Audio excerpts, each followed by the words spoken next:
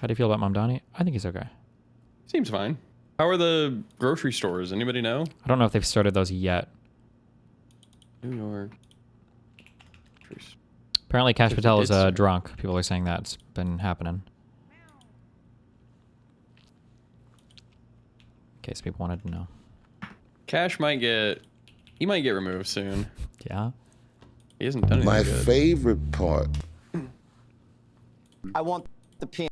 You get underneath it and you just squirt it right into your mouth. You're saying that's not healthy. Don't just whip it out.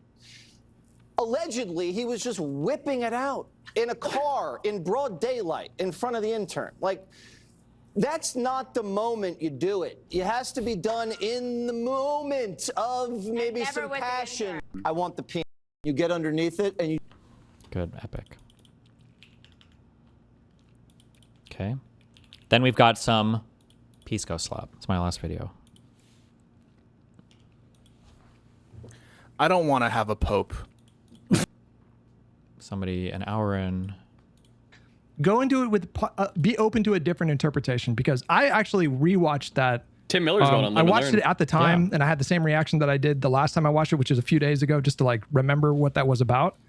I think in that moment, she is a adult who feels a bit of contempt and frustration that she has to like talk to children. Oh, that's that's my the take thing. on That's why I that. said, regardless of your politics, I just think optically it still looked bad. Like, I don't think she handled that well if you agree with her. I don't think she handled it well if you disagree with her. Like, I think that is not I disagree. if you're going to be under fire or running for president.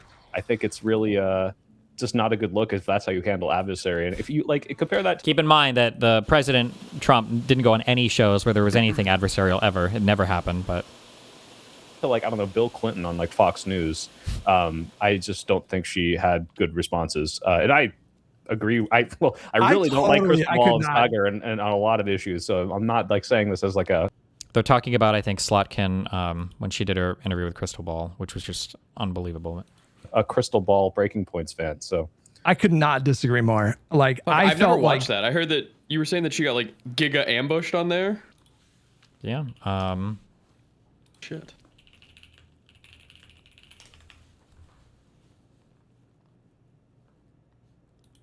Joining us now. This was like the first time, or maybe one of the first times, this was like really early on where we saw like a Democratic big like politician start to go on like alternative media stuff.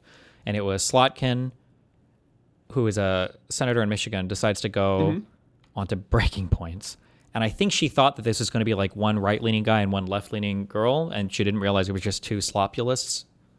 And they fucking grilled her. Yeah, let me see. But it wasn't. It was not even just that they grilled her. It's that it's fuck. When did they get to Israel? God. It's like crazy brutal. Hold on. General election. He is the Democratic nominee. I see. I see. I'm sorry. This is why I'm saying I don't follow New York politics, and I think you'd have to ask them. I don't know. I know that for me, whoever wins the Democratic primary. Oh, this is like why isn't everybody endorsed Mamdani? Why didn't they all endorse Mamdani?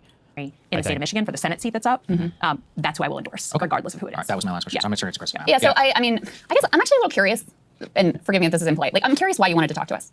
What do you mean? Well, like, we don't have actually a lot of senators, especially ones who have very different ideology than us, reach out. So I'm curious what your goal was and why you thought to come here. Well, first of all, I think you have a good audience. I mean, right? We agree. If you appeal to like 4 friends on YouTube or whatever, then I probably wouldn't be here. But I think, to me, part of the problem is that people have kind of gone to their corners. And I live this, right? I live on my family farm in a town that voted heavily for Donald Trump. I've never won my town. I've never won my precinct. I've never won my neighbors. We get along, but I never won them, and I probably never will. So to me, I think that the people have gone to their corners, and like people who used to be able to talk about politics and disagree don't even get in the same room together. So I kind of like the idea of your show. Like, it was interesting to me when my team pitched me, right? We go through, and like, there's no hiding it. Lots of people are like, how do we evolve in this new space? You know, like that's not it's not that conversation isn't happening. It is, and I think that's good, and to the credit of lots of shows like yours. Yeah. But I think your show appealed to me as I was being pitched because you guys don't agree.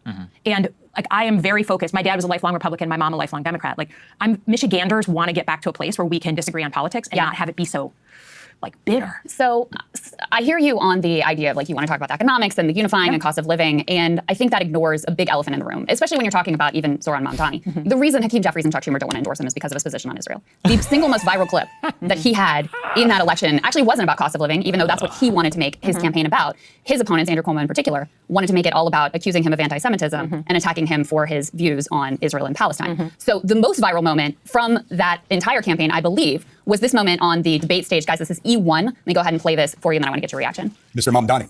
I would stay in New York City. My plans are to address New Yorkers across the 5 boroughs and focus on that. Mr. Mamdani, can I just jump in? Would you visit Israel as mayor? I will be doing, as the mayor, I'll be standing up for Jewish New Yorkers, and I'll be meeting them wherever they are across the 5 boroughs, whether that's in their synagogues and temples or at their homes or at the subway platform, because ultimately we need to focus on delivering on their concerns. And just yes or no, do you believe in a Jewish state of Israel? I believe Israel has a right to exist. Not as a Jewish state? As a state with equal rights. Now, this was considered very controversial when he said it, and I think the results are in. Technically no, but kind of yes. I don't know how up on Israel-Palestine he is, but technically when you say, I want the state of Israel to exist as a state with equal rights, that's usually a dog whistle for... a two-state solution? No, that's a one-state solution with an Arab majority. But yeah, but I don't think any of the people that were on the stage even realized that that's what that is supposed to mean. It was a fine enough answer. The reality is he's the fucking mayor of New York City. Who the fuck cares? He's not doing foreign policy. At this point, that he didn't win in spite of his position there. He won in part because of it, including if you listen to Andrew Cuomo's numbers, he won a majority of Jewish voters inside of New York City. And so what I'm curious for your view on is, while, I would love to debate you on your healthcare policy, I think we need Medicare for all, you think public option, your housing policy, et cetera. I'm just being really real with you. I want to talk about Israel. I don't really hear what you say if you are still supporting a genocide in Gaza. And that's for me, I'm speaking for myself, but I know there are millions of other people who feel the same. Is she a that you have to at least or... Populist, slopulist. She's a populist. Just a slopulist. slopper. Yeah. Okay. Cross this sort of moral threshold. And what it indicates to people, and I think part of why, Zoran won so many people in New York City, young people in particular, but Jewish New Yorkers, people across the board, is because it was a sign of, number one, okay, you're focused on New York City first and foremost. Sure. Number two, you're willing to take the heat on an issue that is really difficult for you, where you're being overtly smeared as an anti-Semite. And number three, there's no, entrenched interest that's going to control. You have a spine, you have principles, you're willing to stand up for something. And so, I'm curious for your reflections on that because of your voting record and where you've stood on this conflict. Yeah, well, one of the proudest moments that I had in my last election, where I just won on the same ballot as Donald Trump, was that I won a majority of Jewish voters in Michigan. We have a large Jewish population. And I won Dearborn Heights, and Hamtramck, the 3 Muslim-dominated cities. Trump won 2 out of the 3. So I think the thing that I would push back on is voters vote with their feet, right? We have a moment in an election where they get to decide. And there was no issue that was more difficult for me in this last, I would say 6 years, but certainly in this last election, other than this issue. Because remember, Michigan, largest Arab population, I think, in the United States, right? Dearborn is obviously a hot topic, right? So this is the singular most contentious issue that she has to navigate. And this is what they decide we're going to fucking... Because we're going to fight you on grill Israel the fuck out of when her all of on, your constituents are like, it's personal. I'm a Middle East analyst by training. And so what I tried to do, and why I think I managed to win both those communities, is call balls and strikes literally up to this week on what's going on. So let's talk a little bit more about that. But I think it's important, right? If you're going to push on me, then I think there's one of us that's had an election and had to appeal to my voters and win. And so it doesn't surprise me at all that Mr. Mamdani won. Or actually, I didn't know his name. I didn't know much about him until he won. But because I think this issue is motivating people in a very visceral and personal way. Yeah. But it's not the only issue that my voters in Michigan care about. Of course. And the online world is extremely, extremely focused on this. But that doesn't always represent the majority. And I think if I can push back, like we're out on the road every day in Michigan when I'm there. In some communities, that issue is the number one issue, 100%. And up till this morning, right? She's giving the best answer she really can. To try to take into account that there are people online that feel strongly about this without totally discounting their opinion, but then pointing out that she did win all of these Muslim majority areas, and she's navigating she won well. the Israeli areas too, yeah. People texting my phone. Whoa, you mean Jewish? Whoa, sorry, whoa, Jewish. Whoa. Talking about a plan something we're working on. No, but I go she said Jewish. outside the Detroit area, it's not in the top 40. But Senator, it's not just a political issue, it's also a moral issue, is what I'm trying to Oh my God. get to. So let's talk about those, calling them balls and strikes, if you will. So first of all, do you accept that Israel has a policy of enforced famine and starvation in the Gaza Strip? Back to my notes on the difference between a hostile conversation. This isn't a friendly conversation with differences being pointed out. This isn't even an adversarial conversation. This is a hostile conversation, right? This is about as bad as you get. This is to dig. She's trying to move on from the topic, and this lady or not even move on. She gave a decent answer, and now she wants to ground it out in a very specific. I need your fucking I need your actual stance on this specific thing that Israel does. And it's Jesus. complex, if you will. So first of all, do you accept that Israel has a policy of enforced famine and starvation in the Gaza Strip? I think I literally put my name on a letter yesterday or last night that says like a policy of starvation. People are starting to starve. And in general, I mean, I served in places like Ramadi and Fallujah. I watched in 2004 and 2005 Al-Qaeda terrorists drag American citizens behind a vehicle until they died, right? Like horrible, and then string them up like a lynching. Okay. We still had a responsibility to get aid into Fallujah, despite the fact that we were fighting Al-Qaeda cells in Fallujah, and I have been clear about that. So this is a crime against humanity. Forced starvation is a crime against humanity. The occupying power has a responsibility to get aid into the war zone, period. So by the law of war. So in addition, That's do you true. accept that the Israeli plan, as reported by Haaretz, as discussed openly by ministers like Ben-Gvir and Is a Smotrich, genocide. as backed by the President of the United States, is forced ethnic cleansing? I think we have, as recently as Yes or no? yesterday, the Prime Minister of Israel talking about forced migration into certain areas and then potentially out of the country. That is not legal. That is not on any international standard since World War II. And I've been clear about that. So I would ask for a little bit of an open mind. Well, what I would ask is, listen, I'm a YouTuber. You know, I have my words. That's all I have. But you're a United States senator. Like you're not the president, but you have power. So what are you going to do? Because so far, what we've seen, I mean, you voted for some of the aid that's been used to massacre children and innocents. You know, you have backed Israel, Jesus as far as I can Christ. tell, from your voting record at almost every turn. You voted for a definition of anti-Semitism that would, codify anti-Zionism as anti-Semitism. You voted as a member of the House to sanction the ICC for indicting Benjamin Netanyahu, who you just admitted is a war criminal, by your own words. So are you going to join Senator Angus King, Senator Bernie Sanders in saying no more aid to this country that is committing war crimes against innocent civilians? I think the first thing, if you're asking about what to do with power, and I would offer that right now Democrats own nothing in Washington. So don't say powerless with me. You're a United States senator. There are things you can do. In terms of who, No, What? not really. There's What can she do? Nothing. Morally grandstand until you lose your election, which is what all these people want everybody to do. Yeah. runs our foreign policy. I just think it's interesting, right? That there was also when they talk about like voting for weapons to murder children, the way that because there's never a position that you could actually have. There's never a position that you can actually have that's good enough for these people.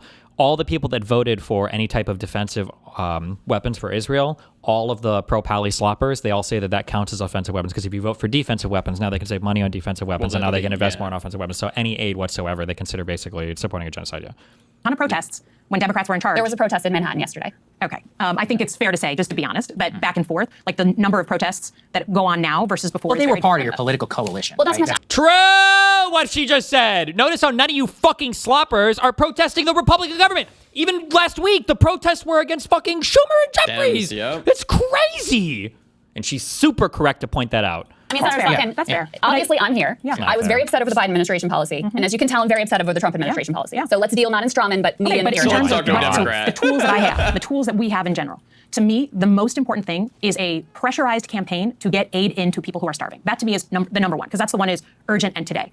And that. But will you cut off aid to Israel so long as they're committing crimes against humanity? There is a difference between Jesus. a weapon to protect a country from incoming missiles versus other type. Offensive and defensive weapons are different. So would you support offensive weapons ban? Like, would you stop any offensive aid to Israel? That certainly, to me, would be a place to look, but I'm not going to cut off a blanket next sale on a defensive weapon that comes through. No. I also reject that because, for example, if Senator Slotkin, if you were asked to support defensive weapons for Iran, defensive weapons for Russia, you wouldn't back that.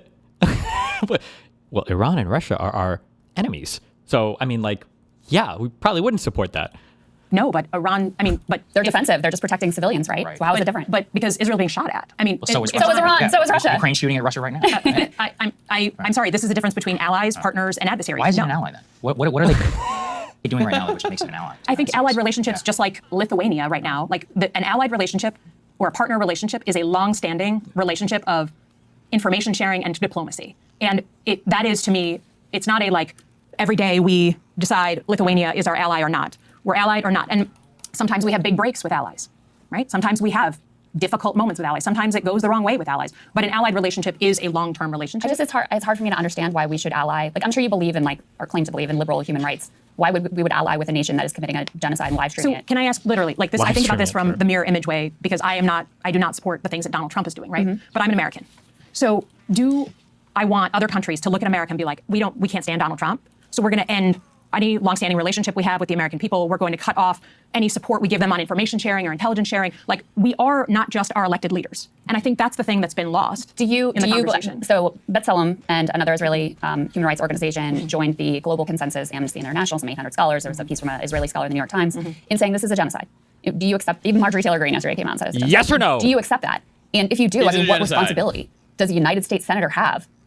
This is a nation that, we send every year billions of dollars to aid that you have, voted for and supported. Like, what responsibility does a United States senator have to prevent genocide and to stop genocide that we see ongoing? We have a responsibility up till today to ensure that food is getting in. Is it so a that genocide? people don't starve. I don't know that I'd use that term. Why? But it is using the.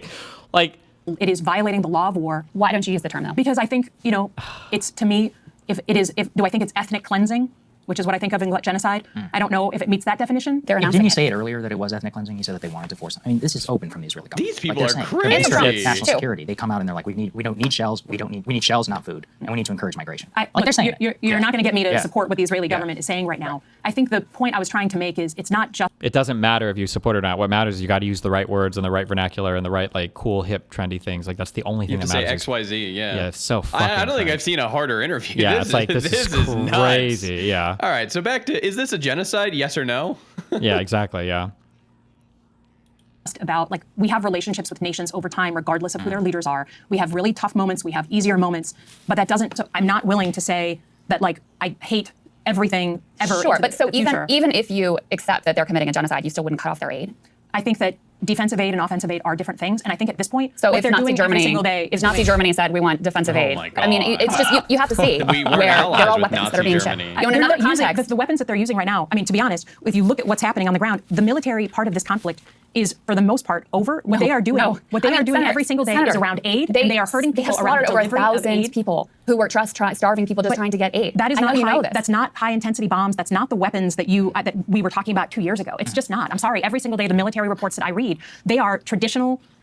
This is a military that has a bad strategy. It is not the bombs that we were seeing 2 years ago. It's not a military that has a bad strategy. The strategy is forced starvation. That is not a. That's their strategy, and they're accomplishing it very effectively with the full backing of the United States government, including sadly Democrats. Well, and so a couple more questions that I know you have to run. I'm curious why you condemned Rashida Tlaib for using the rally chant, from the river to the sea, something she said for her evokes equal rights, and you have not condemned Randy Fine, who said that Gazans should, quote, starve away, who floated that the Gaza Strip should be nuked, who called Ilhan Omar and Rashida Tlaib and Zoran as well, called them Muslim terrorists. Where is the concern over him? I have no problem condemning Randy Fine, who I don't know. I'm sorry, I don't know who that person is. I have no problem condemning someone who talks like that. Senator, we have to ask your last question because your staff is telling us. Do you think AIPAC should register as a foreign body? Yeah, this is we need to get out of here. I don't know the answer to that. I think that I know plenty of people who think they should. I don't. It's kind of a cop-out answer, don't you think? I mean, I literally, I just guess I'd have to look at the definition. I certainly have had my tough moments with that organization, and so you stop accepting their funding. You gotta get your facts straight. I have not been endorsed by AIPAC. I have not. I'm sorry. I was the first Jew elected to the Senate that was not endorsed by any Jewish group. AIPAC, J Street. You've been the recipient of their funds in 2018 when I first ran. People who were members, yes, but I've not been endorsed since then. And I just got to be honest. I think that this is where facts really matter. I've had very, very difficult conversations with my colleagues in that organization, and made a choice back in 2021. So that was the first time I was up for re-election. So I understand that there's a sort of again, cornered position, but to me, I call balls and strikes as someone who served in the Middle East. I have one more question I have to ask you.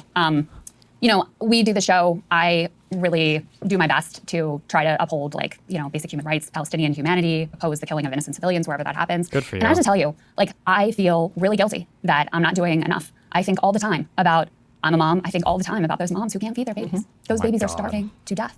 And I just want to know, you're a United States Senator, you did vote for some of the bombs that were dropped on refugee camps. When kids have been sniped in the head.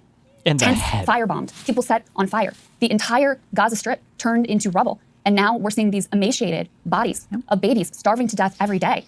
And I know what you can do. Does it eat you up? Does it eat you up? Do you think, what more can I do? Do you regret any of your votes? Do you regret any what I sort was of working on this morning? A group of Jewish rabbis and Muslim community leaders came together with a proposal that we are working on just getting, if we can't get other aid in, at least get baby formula and nutritional supplements for children in. Let that be kind of a... She doesn't give a fuck. The tears are performative. She doesn't give a fuck about the people. You just have to have the right position. She doesn't care about the fucking aid or starvation. You just have to have the right... It's got to be the most purity tested position. That's the only thing that fucking matters.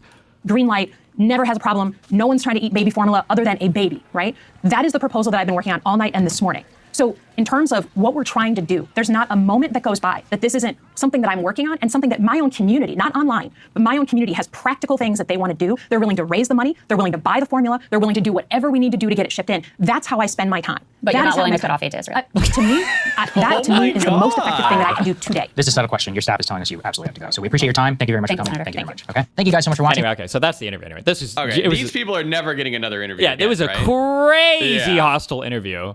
But also, I like the fact that it perfectly demonstrated my complaint the entire time about like what it's like to be a liberal and then what it's like to be on the right and go to do interviews. People are like, oh, why didn't we go on Joe Rogan? Why didn't we do this? And in the past, you can even find a year plus ago clips of me saying, well, the problem is like, you're a liberal, you go on these shows. Not only are you going to have an adversarial interview with a conservative, you're going to be getting shit on by all the other conservatives, and then the left is going to be attacking you too, right? And then that's exactly basically what happened here. Like, what was the point of even going on? This is supposed to be either a both sides show or whatever. Most of the questions came from Crystal. This was a adversarial hostile interview. This is about as hostile as it could possibly be. One more question. What does populist like actually mean? I assume it's just like people who go over like popular interviews. No. Like, So populism, popular like topics. No. So populism is the idea that it's a very broad term, but like basically it's the idea that there is some kind of broad, unseeable enemy, and some person is going to deliver you from that broad, unseeable enemy. So people are usually blaming like people that talk a lot about like the elites, the elite class, the Jews, the billionaires, and that I am like, and it's got to be like it's also usually anti-establishment. Like the establishment has allowed these people to run amok and they failed you. And so we're going to fight against the establishment. We're going to fight against the billionaires, the donor class, the political elites, the Epstein class. It's all of these things. Okay, so this is what Trump kind of ran on. Yes, 100%. We would say populism. Yeah. Okay. But the issue with it's populism, like we're going to fight XYZ. Yeah, and I'm the person who's going win. to do it. Yeah. The issue with populism is oftentimes, one, it doesn't properly analyze the problems almost ever. But the issue from that stems naturally from that is that, two, they don't usually offer good solutions to anything either. So because populists don't identify the correct problems, they come in offering super broad solutions that aren't even possible to implement. And even if they were, they wouldn't solve anything. So it always fails. It always falls apart. Populist regimes never work out because they're always overpromising, under-delivering, and then making people just ass pain as fuck about like, literally everything. It's like the lowest form of like political theater, ideology, internet politics, whatever. It's just, I mean, it existed before the internet, but it's so... Okay, so it's pretty much like we have an enemy and we have to go after them. They're the reason for all of our issues, and we need to win, and Basically. we're going to win. Okay. Yeah. And Bernie, you would say Bernie was a populist as well because he reversed not the Jews or whatever, but like the business class. Sure. Or, Although like, the Bernie was billionaires. definitely a populist. He did a bit better though than the average populist because he usually had actionable. I would say that Bernie, if I was going to super Like thread the Medicare needles, for all? I would say that Bernie used populist rhetoric. But I think in policy practice, I don't know if I would say that Bernie is the same type of populist because he had a lot of experience, obviously, in the Senate. He had specific policy goals and recommendations that weren't just demonizing the fuck out of everybody that was in the elite class and everything else. Although that was a lot of the rhetoric he used, but at least he had actionable policies to talk about. But Okay, yeah, that makes sense.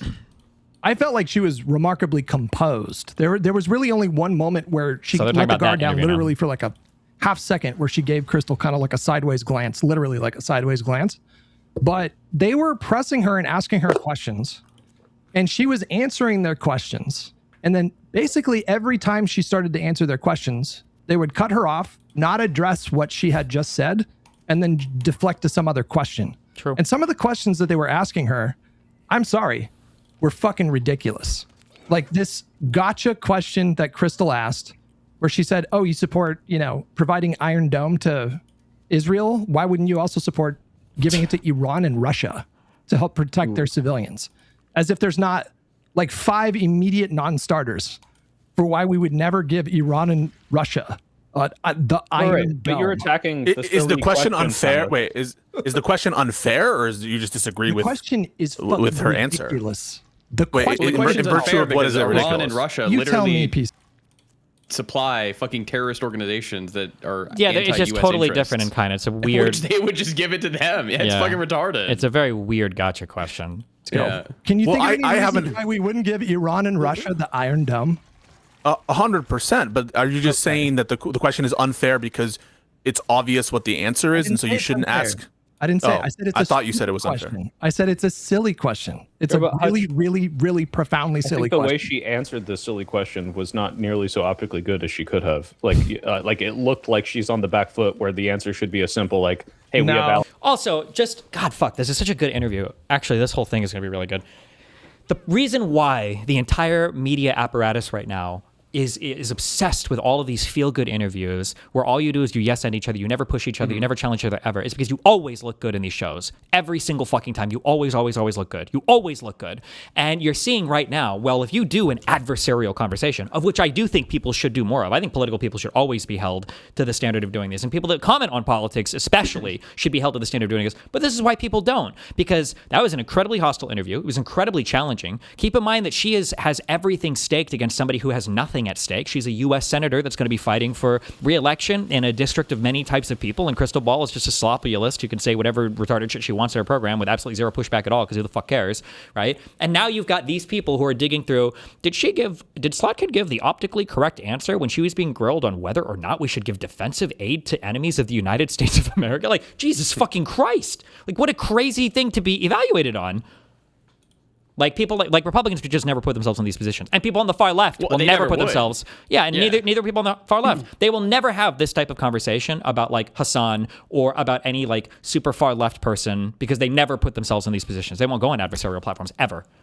And to be fair, it doesn't seem like the Slotkin lady knew that she was going on a very adversarial platform either. Yeah, I don't know what her staffers told her or what information she had, but I definitely don't think that she was expecting it to be like that. Would be my guess. Yeah. Allies and we have adversaries, and I'm just saying I'm not so confident that she could perform well on a presidential. So is that a layup question then, Hutch? If it's so obvious, it's a layup if you're not a politician and you don't need to worry about being composed because you. Oh, holy shit! Me and Hutch are fucking mind melded, dude. Would just look at Crystal with a silly face and be like, "What the fuck are you talking about?" But she had to like pause, compose herself, and then explain really basic concepts like adversaries versus allies. Like we would never in a million years. I think Crystal's question is sort of questioning that Israel should be an ally of America as it's currently operating. Then ask that question. Just get to that question. Get that point, but there's a better way to do that. Yeah. Yes. I need a mind meld soundboard effect. And they eventually did get to that question, and they started to kind of dive into what that is. But they're asking questions like, what do we get out of a relationship with Israel? Which is like, I mean, they cover geopolitics for a living. They should understand like you can have a moral opposition to our like being allied with Israel. I'm fine with questioning. Wait, so what's wrong with the question then? If it's like easy to answer and it's like, well, Israel's our ally, and he didn't say it was easy to answer. He said it was easy to answer if you have nothing at stake. I don't know why he only hears like half the question sometimes, or he's like selectively ignoring things. Should be our ally. What's wrong? Why is it like a gotcha question? Why is the question wrong if there's just a very easy answer to it? Is it because Democrats shouldn't be questioned on Israel? Pisco. And that's crazy to obtusely jump to such an insane. Like, do you think that that's what Hutch is going to say? Like, yes, I think that Democrats should never have to answer questions on Israel. Jesus. Oh, that's not what I'm saying. You can question her on Israel, but when you ask, why would you, like if it's about protecting civilians, why not give it to Iran? Well, like if this is a highly top secret classified weapon system and we give it to Iran, they could theoretically repurpose it and make it redundant. It's like that is just like immediately that's where your mind should go. But and like, then why the Iron shouldn't Dome doesn't work for anyone? So like, why would we ever consider like if you want to make the point that we should? I think there's better answers to this, but it's okay, I guess. We should question our relationship with Israel. That's fine. But I'm just saying, like, why is it a gotcha question if it's like a very, very simple, easy answer and obvious? Like, what's wrong with the question? Like, imagine if she were to ask the question. Okay, so just curious. You said a lot of things about laws in the United States, and I've noticed that you claim to care about children. Do you really think there's a difference between a child who's 17 years and 364 days and 18 years old? Do you think there's and it's like, well, shouldn't that be a layup question? And it's like, Jesus Christ, like, what the fuck? What the fuck kind of question is that? Holy shit, like, how do you, like, it's such a stupid thing to say, well, if it's an easy question to answer, shouldn't it be like, Jesus? I don't think it was simple or obvious to like Crystal. I think she legitimately thought that it was a slam dunk gotcha question. Yes, it was. That is what she thought, obviously. Couldn't like figure her way out of. But Slotkin like literally... Wait, can I go in the rift right now? I should be able to, right? Composed herself and said, we have allies, we have adversaries, and we have strategic partners. And she had to like explain this dynamic, which is just really, this is like really basic level geopolitical stuff. Well, if it's really basic, why is it a problem? Like if someone asks me a really basic question, look at Pete Buttigieg, right? Pete Buttigieg gets a really basic fucking question about inflation, or is like hold on. Let me check real quick. So I want to say something retarded. Pete is not currently holding any office right now, is he? Did he run again for... Pisco? No, he's not. What? He's not holding any office. Did you say Pisco? Mm-hmm. No, I said Pete Buttigieg. Okay, well, I'm saying Pisco isn't a problem. True. Pisco's not true. Is Pete planning on running again for, like, mayor or something? I don't know. Pete's not a currently elected official. Pete has a ton of flexibility to go around and do a ton of these podcasts and be on a ton of adversarial platforms and answer questions with a whole host of, like, flexible strategies that are not really available to a sitting U.S. senator. It's a totally different thing. Like, look at Pete Buttigieg, right? Yeah. Pete Buttigieg gets a really basic fucking question about inflation, or is like with this guy on this, whatever. I don't even know what news I think it was. And he makes a really simple set of like parameters. Like at that point in time, who is Pete's constituency, right? It's like the people who are watching the program. That's his audience. Whereas Slotkin has to answer questions trying to appeal to the audience of Breaking Points, while also trying to appeal like broadly to the U.S. left Democratic Party kind of, while also appealing to the constituents back in Michigan, in her home state, and then make sure that she's not like closing off future potential avenues for work or talking to future constituents or whatever. Like it's just, there's a lot more of a calculation going on there than Pete, who I guess maybe is running in 2028. It's a totally different type of mental math that's going on per question here. Make the other guy look like a fucking idiot. I'm just like asking, like, why is that a problem? If it's such a loaded question or a question that's like requires just a basic distillation of shit, why can't she use it to stun on Crystal? Yeah, and Hutch, really quick, because I want to give an example of what Peace was talking about. Like, have you seen like Bernie Sanders on like Sacha Baron Cohen's like Who Is America? It's been a while. It's been a while. That show is crazy. Yeah, he's playing this like obese like Southern dipshit, and he's like, why don't we put the 99% and put them in the 1%? And Bernie is like, but that's not how math works. Like, you know, he doesn't pause. Like optically, this looks not bad for Bernie. Like he tries to make Bernie look stupid, and Bernie's like, you're like, essentially you're fucking stupid without saying it. And Slotkin, I think, tried to do that. But like what I'm saying is, rhetorically and optically, I don't think her answer looked good, even if she had the right idea. And that's, I think you're falling. What was she supposed to say? What did they not like about the answer? I don't know. Victim to this. Sorry, you haven't what are you spoken supposed in a to while, say when Dylan. somebody's like, well, why don't we give weapons to Iran and Russia? I just wanted to say that personally, I want both teams to lose. So like, I think that number one, going on Breaking Points is kind of like a Guantanamo Bay torture tactic, like that you can use against anyone. And so seeing our political class have to deal with that program, I mean, watching them interview Kat was like watching like two monkeys trying to like build a car. It was an impossible. It was just complete fucking mess. I can't watch Breaking Points with. This is Kat Abugazela out of Illinois, who ran for the 9th district, right? Yeah, out of Illinois. It's just like the questions they asked, or when I hear like Crystal just make shit up about wars. Like it's like she's just like winging it. Like when we gave Ukraine all the jets, we never gave Ukraine jets. That's why they invaded Kurds. Just like random stuff. So I don't like them, but also I do want the political class to be put in front of bad shows and bad programs to deal with bad questions. If you're going to run for president of the United States, you're going to be in a room eventually where you're going to have some Fox News. Just to be clear, that's not true though right now. It's just not true. Donald Trump, what were the tough rooms that Donald Trump was in when he was running for president? Was there a single one for 2024? A single tough room, a single tough interview. Was there one? You could argue the debate, but that's like it. Like there's no interview. I don't think so. Oh, true. I guess he did. No. He did do a debate with Kamala.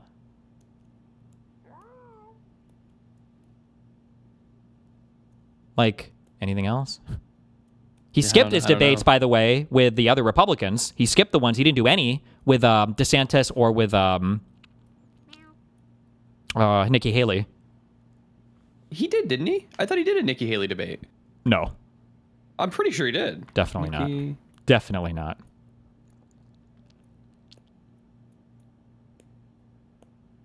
Oh, they never did. No, which is funny because these are the guys who always say, like, Democrats didn't even have a real primary. You guys didn't have a real primary. And it's like, Donald Trump literally skipped all of your debates. You guys didn't even really have a primary, but... Maybe I'm just thinking of the primary that they had and he just wasn't there.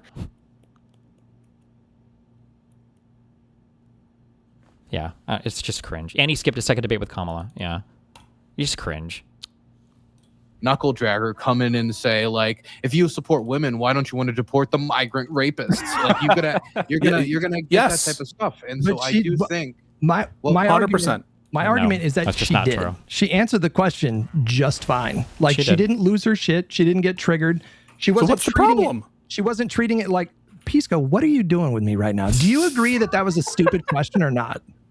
I'm not sure. Wait. It's a stupid question. If she's trying to get at, ask why why we don't give Iran What do you mean by the question? fuck. Holy shit! Whoa! I just got fucking blown the fuck away. True. Oh my god. We just got the. Hold on. Kick Chat just had the truest fucking message that of all of 2026. What'd they say? Oh my god. Compare the way that Pisco reacted to people saying that AOC kind of flubbed her answer when she was at that world whatever thing answering questions about global security, and she flubbed an answer on, I don't remember what it was. It was when she shouldn't have flubbed, but I don't think it was that big of a deal. But when Hutch even suggested that her answer was not perfect here, Pisco lost his fucking mind. It was like he saw blood. He went crazy. He's like, why the fuck does she have to know every fucking thing about Taiwan? He fucking lost it. It was crazy. I was like, there's no way this is as bad as the subreddit is making it sound like.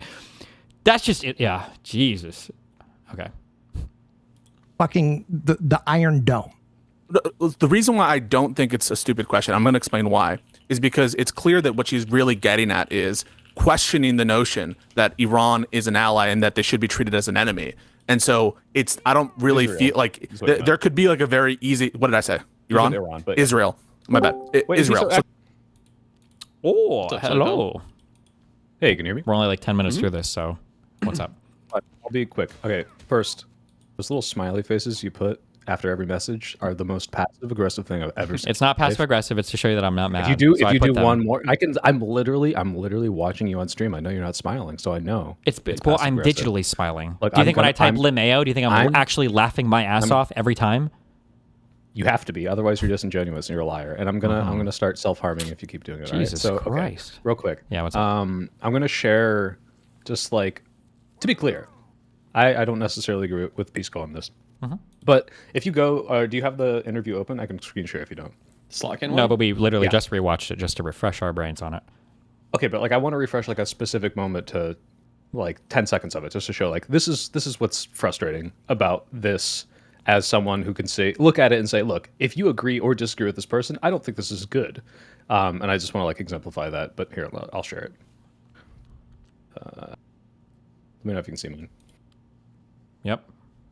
All right, so Anti-Semitism. You voted as a member of the House. to be clear, they're asking got you annoying fucking questions. I'm fully in acknowledgement of this, and I think Crystal and Sagar can be fucking, especially Sagar, are hacks. But You sanction the ICC for indicting Benjamin Netanyahu, who you just admitted is a war criminal, by your own words. So are you going to join Senator Angus King, Senator Bernie Sanders in saying no more aid to this country that is committing war crimes against innocent civilians? okay, so what's the question? You think there are senators that have done this? Are you going to do it too? Right? Who cares if it's a gotcha? Like, I think, how would you answer this question if you think The reason why it's gotcha? impossible to the reason why it's impossible to answer this question is because Crystal is a fucking idiot, unfortunately. But it's because what she's done is she's taken a moral good and she's put it behind a policy that she's led people to believe would effect that moral good, but it would probably do just the opposite. And then she's asking Slotkin to commit to the stupid policy that won't get the moral good done, while Slotkin is an actual senator and has actual policy positions at risk with actual constituents in an actual Congress. wait. That she has to work. So Yes. for instance, wait. So like the that's question, perfect. Yeah. So the question is like, what do we do to help the Palestinians? And Crystal has posed the question as though if we just cut off all aid to Israel, that'll help the Palestinians. But that's just not true. It wouldn't, right? And she kind of, I believe in her answer, she basically speaks to this. She's like, I think the major war fighting is kind of done. It's not like Israel's there bombing every day now. Like the major thing now is to try to get aid into the Gaza Strip. I don't think cutting off defensive weapons or cutting off offensive weapons or anything else to Israel is going to do anything to facilitate more food going to the Palestinians. This is basically what she says. She might say that at a different point. I don't think she says that right here, but I agree with you. And it's like, okay, if you gave that answer, I think that would look great. And what I think her answer is like a little dodgy and makes her look bad. Because if you just said, hey, like, I understand what you're doing. You're saying, why can't we hold this over their heads? Won't this stop the killing? My understanding is that not only will it not, but we can do different things right now that will directly help the Palestinian people. And I think you have a misunderstanding of the framing. I think that would be an amazing answer. I think that would make her look good. Okay, we can listen to how she answers. Yeah, because I feel like I think what she does here is like not optically great. I think the first thing, if you're asking about what to do with power, and I would offer that right now Democrats own nothing in Washington. So don't play powerless with me. Though. You're a United States senator. There are things you can do. In terms so of, like already, I acknowledge obviously Democrats are not fucking in power. We don't have Senate majority. We can't do like fucking Green Lantern theory. Sure. But that already seems, leading off with this seems a little dodgy to me. Like the answer you gave, the answer I tried to summarize. Sure, that's better, she leads right? off with that. Sure, like, she does lead off with that because they're talking about legislations. Like, will you join Bernie Sanders? Like, I'm so sorry, but these were the force to vote people. Like, eat shit and die. Oh, sure, like this idea of virtue signaling on legislation that isn't even going to make it to the Senate floor, let alone die on the Senate floor, let alone get no support in the House, let alone would be vetoed by the president. Like, it's just such a stupid. Like, will you please support my legislation that's not ever going to fucking leave the fucking Twitter desk of fucking Bernie Sanders? It's such a if you don't, boring. we'll primary you. But that's the thing. So is, I think it's okay to answer I think to she start can off. say that too. Well, she can say she does, first of all, by I saying, don't think that will help. Right. Well, no, because that's a weak answer. You would say, doesn't think it'll help. Doesn't think it'll help how? How would the answer right here is Democrats don't have any power right now. They don't. They literally can't. Whatever Bernie Sanders. I guess you could have explained the legislative process more. That's what I'm saying. Is like again, I'm not even disagreeing with any of what she is trying to say here. I think this looks bad. That was my whole thing of bringing this up on the show. Is like this looks like someone doing dodgy politician platitude stuff, and not like. And I'm gonna right after this, I'm gonna show you like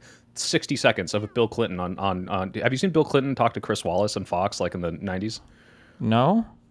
Okay, I'll show you this like right after, but like I'll keep it going a little bit. Who runs our foreign policy? I just think it's interesting, right? That there was like it's interesting, and it's like okay, like already this is like kind of the Gavin Newsom thing where it's like please address the question. Ton of protests when Democrats were in charge. There was a protest in Manhattan yesterday.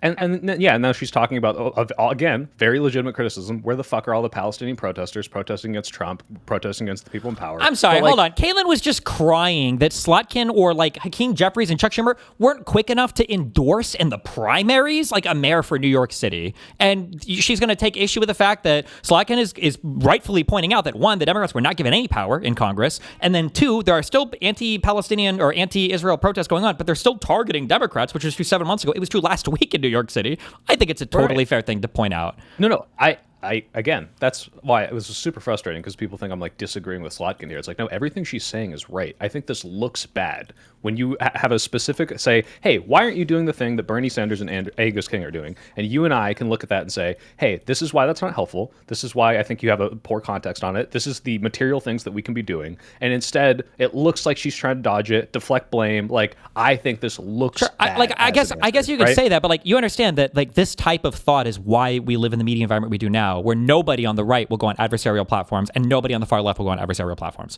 Like, why would you ever subject yourself to this level of hardcore scrutiny when not giving the perfect answer to the most hostile interviewer possible is like putting you in a rough position because you like, it's like, this is an impossible. Well, I'm not even saying like, oh, this is why I don't like Slotkin. This is like I don't think she can handle being on the national No stage. one can handle this, though. What do you mean can run for president? All right. Well, here, perfect transition. Can you see the Fox News tab right now? Sure. But wait. When you say no one can handle this on the national stage, Trump wasn't in any of these spaces. Okay.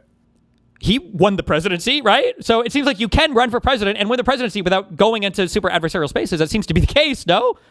Well, if she's going to go into these spaces, which she did, I don't know if she knew about this going ahead of time, she has to acknowledge that if you can't come out of this looking like you came out on top, I think that's going to be bad for your electoral chances versus it won't. No, what was bad for the what was bad for the electoral chances was going in that space. She shouldn't be talking to people like that ever. That because it's a loser sure, yeah. And if that's the conversation strategy is like just don't go on these fuckheads like shows, sure. But if you are like Trump's thing is either I'm never going to do it, and if I do, I'm just going to deflect, and posture, and my base will eat it up. Like that's going to work. But I think you can go on these spaces. But if you have to be like what I think Bill Clinton does in like these sort of situations, I'm going to play this real quick. Okay, before he says this, just so that it is telling I'm coping or whatever, right? So I don't know the year of this, okay? But one, Bill Clinton had a much better. At least 20 years ago. Sure. Well, but the year is important because one, Bill Clinton staked a lot of his reputation on Israel-Palestine. It was a huge part of his administration. Remember, he like threw the whole last year into the Camp David stuff, trying to get a final peace agreement. There was the whole Clinton parameters that led to the top of stuff. He threw so much into this. He, I think, arguably did a lot to help the Good Friday Agreement or whatever for the Irish people. Like, Bill Clinton has had a huge involvement in foreign politics, has a huge personal stake investment in Israel-Palestine, knew the situation a lot more, and might be, by the time this interview is happening, a lame duck president. So, like, this isn't even like about Israel-Palestine, to be clear. This is just like this is Bill Clinton in an adversarial, like, super fucking gotcha interview. And like, I think if you're going to be able to go on these shows and you can't do this, I don't think you should go on the shows, which I guess we agree on. And two, like, I think it's fair to say that this is just a better performance than Slotkin in general. And you can tell me when to stop it. Okay. Talk about it. But the question is, why didn't you do more, connect the dots, and put them out of business? All right, let's talk. He's talking about Bin Laden. I'll answer all those things on the merits, but first I want to talk about the context in which this arises. I'm being asked this on the Fox network. ABC just had a right-wing conservative running their little pathway to 9/11, falsely claiming it was based on the 9/11 Commission report, with 3 things asserted against me directly contradicted by the 9/11 Commission report. And I think it's very interesting that all the conservative Republicans who now say I didn't do enough claim that I was too obsessed with bin Laden. All of President Bush's neocons thought I was too obsessed with bin Laden. There's no way that I can prove this, but okay, wait. So this sounds like this was after he was already out of office, right? Yeah, this is post. Sure. So there's a couple things going here. So one, we're on Fox News, so he knows this is an adversarial interview. So the tone can already be quite a bit different. Number one. Number two, I can't prove this, but I feel like if we were to hindsight this a different way, that you could give the exact same analysis to this that you would give. Because what did Slotkin say? That you didn't give the Democrats any power. What did Clinton say? Well, you guys lied about this thing here and you were being politically partisan. Like, I'm on Fox News, so this isn't fair. Like, I feel like somebody like you would argue the exact same thing, that he's crying and complaining too much. On paper, they're very close. I think the problem is that he is able to say, all right, follow me here. Let's first go through this. Let's contextualize why you're asking me this question. What's wrong with the question? Why this is unfair? And why you would never ask this of someone else. And I don't think Slotkin was able to do that. I think Slotkin kind of like, oh, wait, yeah, but there's also the different thing here in that Crystal Ball and all of the lefties right now can hide behind the lay genocide thing, right? Like, she can't ask that same question because Crystal is going to do more fake tears and be like, it's because it's a genocide. And now you're fucked. What are you going to say? You don't care about a genocide? Like, their virtue signal on this issue is so much ramped up that I don't know how you could possibly navigate this with the same level of, I guess, ferocity that Bill Clinton can navigate this. Composure or ferocity. Well, you can, right? I'm not running for office, and I don't hold office in a super contested area. So I can remember Dearborn, Michigan. There's a Senate race this year. She's fighting for her life on a swing state, right? She's in a way different position than I am. And also, if you want to compare to me, everybody calls me a fucking Nazi on Israel-Palestine, that I'm super pro IDF, pro genocide. No, it's not about the position. It's about the fact that you're able to navigate these conversations without taking the virtue signal or the moral grandstanding and being put on the back foot and look shaky. And I think Slotkin wasn't able to. And this was all in the context of, hey, Slotkin might run for president. And I'm like, I don't know. In this interview where she had some adversarial, questions, which she will have. She's going to have those on the path to presidency. I understand. I understand what you're saying, and I can do that, and I can do it better than any Democratic politician in the United States because I'm not running for anything and I'm not holding office. I have the flexibility to say whatever the fuck I want. Yes. I can say, exactly. Well, but then it's different. You can't evaluate the optics there in the same way. Like, well, the problem is, and it's not like I don't understand this. When you are in these positions and you have these constituencies to worry about, you have lobbying groups to worry about. It's like, who am I going to anger? What if I said the wrong thing? What if I'm clipped? Like, that is I don't think she's like a shaky, unconfident person, right? There's reasons why she looks like this. And I'm saying the politicians who are able to do that in such a way that doesn't sell as this like platitude generating inauthenticity are the ones who are going to excel if they are going to go in these spaces. Sure. And that's all I'm worried about. I understand what you're saying. Has it down yet. I understand what you're saying, but I would say that this particular issue by design, it's impossible to do that on. You can't take a conversation from a far left person on this topic because you can never give enough on it. You'll always be called pro-genocide or whatever, unless your position is literally the complete and total severing of ties from Israel in every single conceivable way, and possibly supporting sanctions and military action against them to remove that administration. Like, that's the position you have to take, which is so far out of step with even the average American's position, even the average Democrat's position. So it's like, it's a loser. Are always going to move, yeah. Okay. But don't get me wrong. Last thing I'll say, and then I'll head out. But like, would you agree that if you went on there, and if Slotkin goes on there, they ask this question, and she says, I think what you're suggesting is not going to materially help because XYZ. What I'm trying to do right now is this. This is the best way, in my view, to get aid to the Palestinian people right now. Otherwise, everything else is immaterial because we don't have power. And if you disagree on that, then you're missing the forest for the trees. And then they go, genocide, boo-hoo-hoo, like, oh, you're just killing kids, you don't care. Does she not come out on top by clearly laying out why they're logically wrong and they just grandstand? I guess I would have to think about it because I feel like that was basically her answer, and I feel like that's basically what Crystal Ball did. Is she basically explained, maybe a bit nicer, but that right now the major war fighting is stopped, that defensive weapons aren't the same as offensive weapons, so the biggest thing right now is getting aid to the Palestinians. And then Crystal started crying about dead children. Was like, "Don't you feel bad about voting for defensive weapons?" And it's like, okay. So the points are there. I think the connective tissue and the optics just don't look good for her.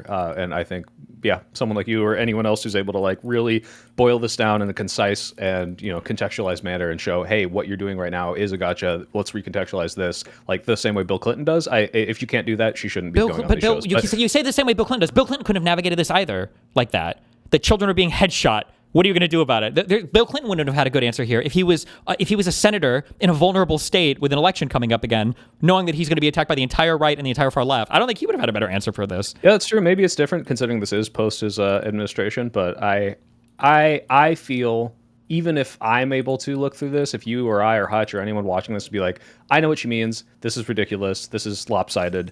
Nevertheless, voters are going to see this as inauthentic when they can look at someone who is able to give either bullshit populism answers to this or deflect answers or grandstanding answers. And my worry is I don't think she has the rhetorical skills to handle like super adversarial things, even if they are gotcha. But that's what people running for president have to do. But that's not true. Donald Trump didn't. So it's people running for president. If he doesn't go on the shows, if you just avoid him, which is like I think something I'd be curious about. I guess now I'm gotchaing you, putting you on the spot.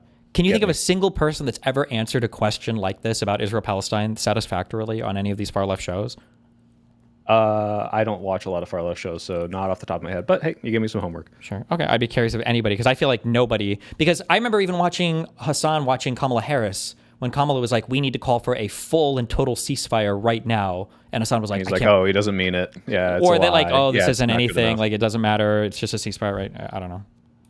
Exactly the same as Trump, from what I understand. Sure. Yeah. Okay. Yeah. Well, thanks. I'll send you a clip if I can find one. Yeah. All right. Thanks. Bye. Slotkin isn't up for election this year. Oh, never mind. I thought she was running again this year. My bad.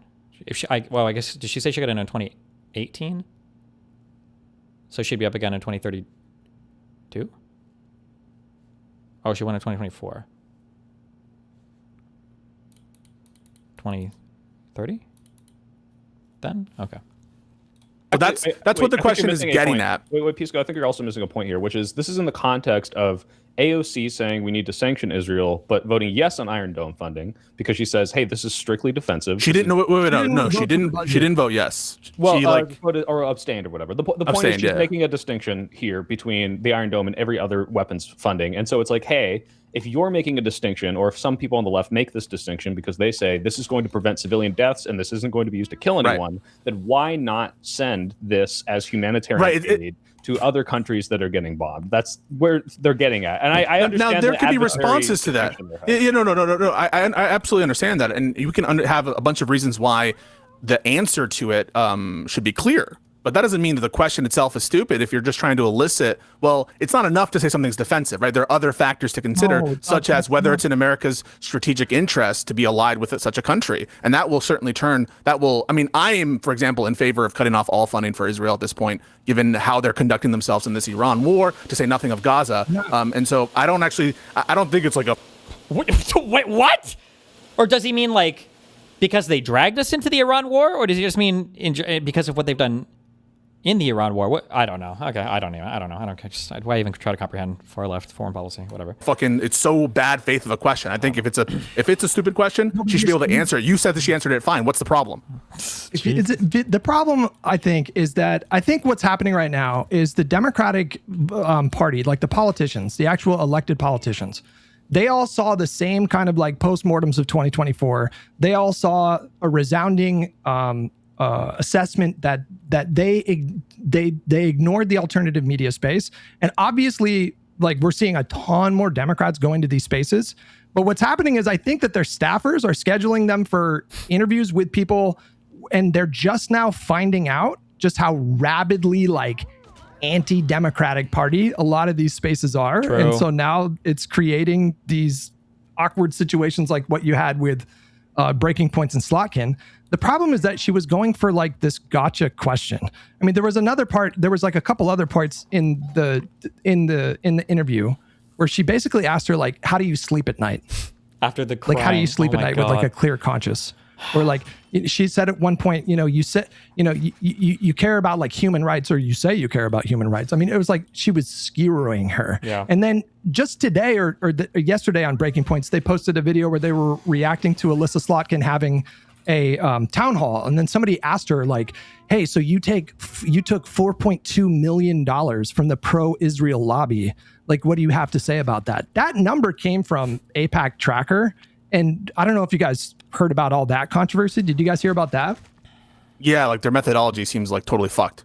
Their methodology is crazy. Like if it's an individual donor who at any point has donated to a pro-Israel lobby, they were counting that in AIPAC Tracker, and they were not applying that same standard to consistently their across. candidate. Yeah. So it is insane. And Crystal Ball was like promoting this kind of attack on Slotkin on her program. Like, to me, that kind of attack, or AIPAC Tracker specifically, because I did see Ryan Grimm question the methodology of But she was legitimizing the question, and she was saying, well, she needs to just have better answers for these like legit questions. It wasn't a legit question. Wait. In what sense was it not a legit question? I'm asking you. Why is it not legit? God. I don't know if you. All right, sorry, I'm gonna take a breath because I'm losing composure a little bit. Hutch, tell me if I'm wrong, but what you're saying is like this is clearly like Crystal and Sagar coming in with this like very anti-democratic party messaging Israel-Palestine question that was like in what would otherwise be probably not like a super adversarial environment. Like, Pete's going on with a Republican and he's expecting some sort of attacks, but like they're like all of a sudden like, hey, bam, here's like a weird framing of this specific issue, and why don't you have a perfect answer for this right away? It's like, I don't know if you want to call it clip. Well, then they got the wrong read on Breaking Points then, right? Like if they want to get a hand job, they come on Live and Learn. But if they want to have the fucking reporter ask them questions, they go on Breaking Points. Mon Bailey. It wasn't just a reporter asking questions, though. It was like the most aggressively adversarial type of interview. Anything where you're asking, like, where you're grilling people on follow-ups is like crazy aggressive. Mon Bailey. No. Nobody's asking. I didn't know I was getting that later. Oh, wait, I was asking if that was Hutch's position. Hutch, is that kind of what you're getting at? Or Nobody's asking anybody to give politicians hand jobs, but maybe don't like legitimize questions where the underlying premise is entirely false and malicious. Maybe don't. I'm not getting that hand job later. Maybe don't do that. That's what she did. That's what Crystal Ball did. When you give us the $25, we're meeting you on the front. I'll take a hand job. We're gonna lube up that trench, all right? I'm a big like hand jobs are underrated guy. Wait, we haven't talked about Viktor Orban. That's huge. And Dylan is here. Yeah. Sure, I talk about Orban. I also have. Is that it? I did have a few things I didn't want to talk to you guys specifically about that's in the news, but I wanted to say just quickly before we move off this topic, people don't like Democrats. People hate Democrats right now. People hate Democrats more than Republicans. That's what the polling shows, right?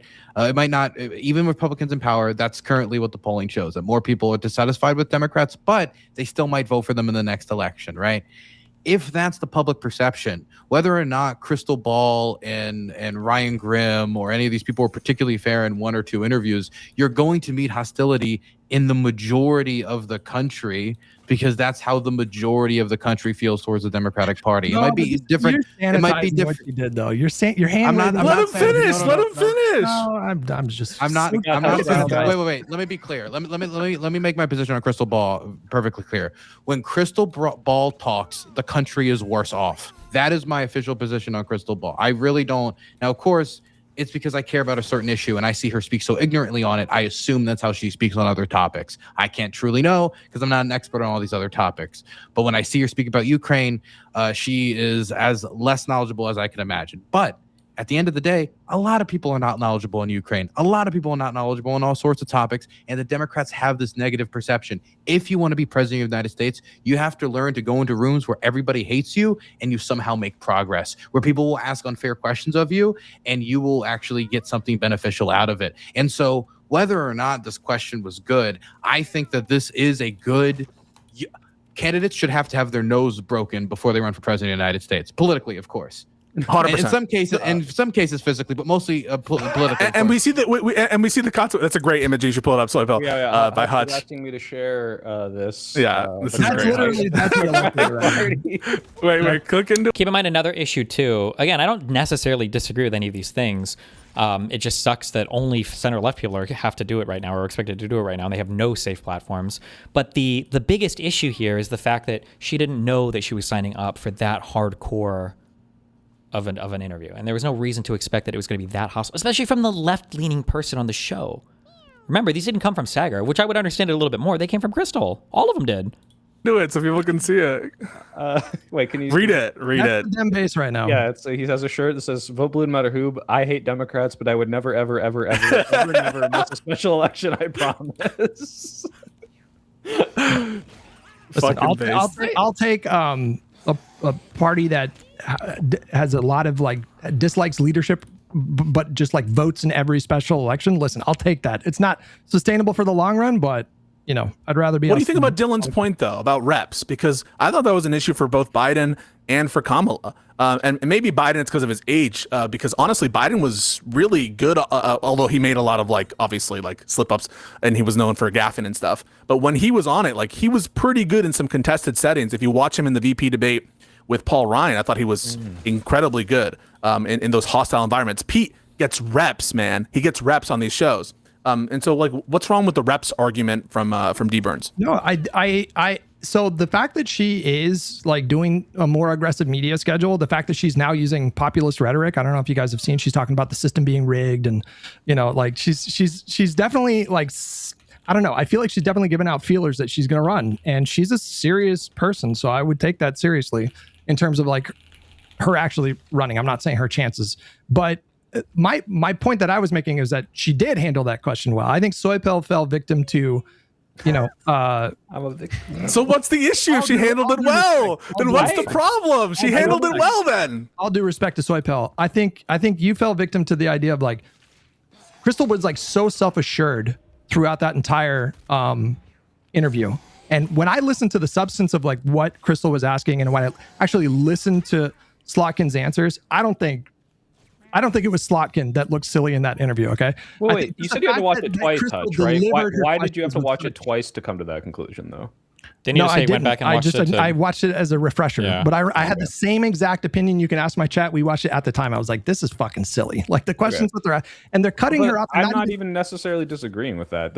I'm not saying, oh man, Crystal Ball fucking owned Alyssa Slotkin. Like I'm not. That's like a falling victim to that. I'm watching. I'm like, Slotkin's not giving the answers that I think are making her look good here. Even if she is on the money for some of these, I don't think this is a good performance. And it makes me hesitant that if she's on a debate stage, that the same kind of questions are going to make her look good in polls when people reflect on the debate and say, I don't know, Slotkin didn't do well, even if I agree with her. That's what I'm saying. Well, I think that's the online bias, but we should talk about Orban a bit. We should. Orban. I want to hear Burns' take. Wait, well, before we get to Burns, can we all agree we can vote out fascism? It's possible. This hope pilled me for the Democrats in the midterms, and it's like, wow, well, it's the meme, right? It's you guys are so vindicated. Yeah, Guy and I are vindicated. Wait, I'm white pilled. Let's start flowers. I've been white pilled for a while. I was always skeptical, but yeah, watching Orban get voted out, Dylan, why, guys? Let's vote harder. Why should Americans give a fuck about this? Why is this significant? Well, I think Americans specifically, they should give a fuck because Orban was the model. Before there was Trump, there was Orban. And people have forgot for a while, but that groove-sounding motherfucker has been lurching in the shadows for the longest period of time. You'd see him at CPAC. You see it in conservative conferences. Tucker Carlson was making fawning documentaries about how Orban saved Europe for the Fox News network before he lost his job and was interviewing people about sucking Obama's dick while on crack. So I think that what that shows is that Orban was a big influence. it was like a mecca for conservatives to go see how you could deal with migrants, how you could deal with the left, how you could deal with the LGBT propaganda.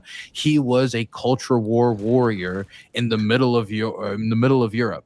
But he was also like a competent usurper, right? Like, talk about the ways that he like concentrated power in Hungary. Like, how did he actually change the? Okay.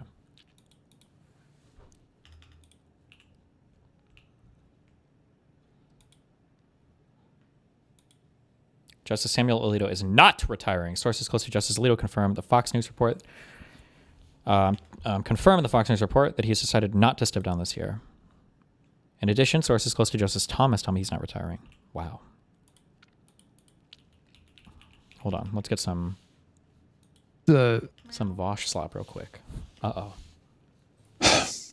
I've been trying to think about how to begin this episode, which is a very, very tricky one. And I found not for a guy like me myself thinking about a debate I heard a lot in 2023 and 2024. Free Palestine! You would hear these chants and see these. We're getting now like the short-term version of the one day everyone will have always been against this from Ezra Klein.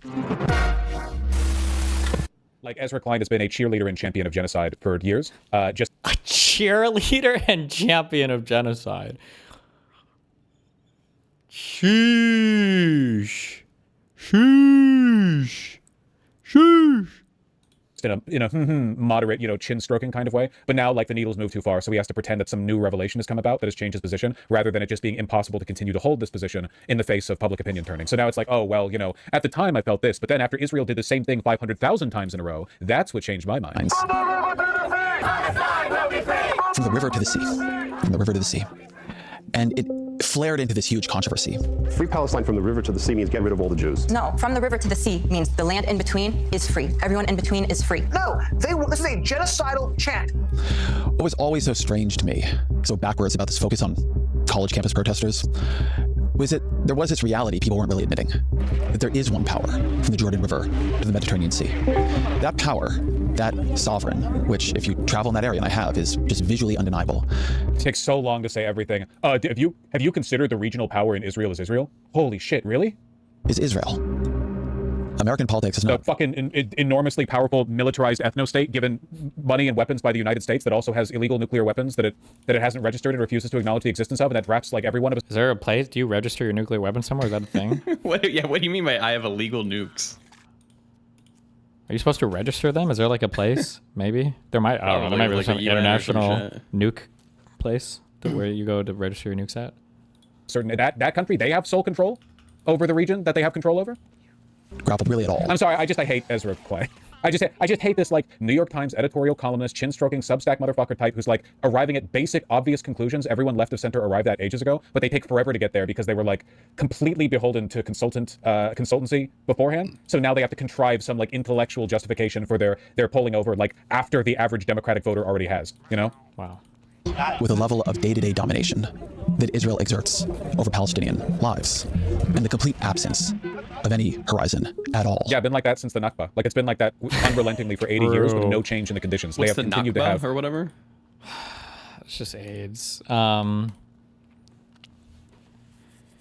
In 47, there was a big, in 47, there was a huge civil war that after there was this resolution that was put before the United Nations. I believe it was UN Resolution 181. It was the formal partition plan to split the mandatory Palestine area that British was going to hand over to the government of whoever emerged from that area. It was going to split it into two states. It would have been, one state would have been Israel, one state would have been Palestine. And obviously all of the all of the Arab states rejected this, of course. And then right after that, the Palestinian Arabs in the area commenced in a civil war against the Jewish people in the area.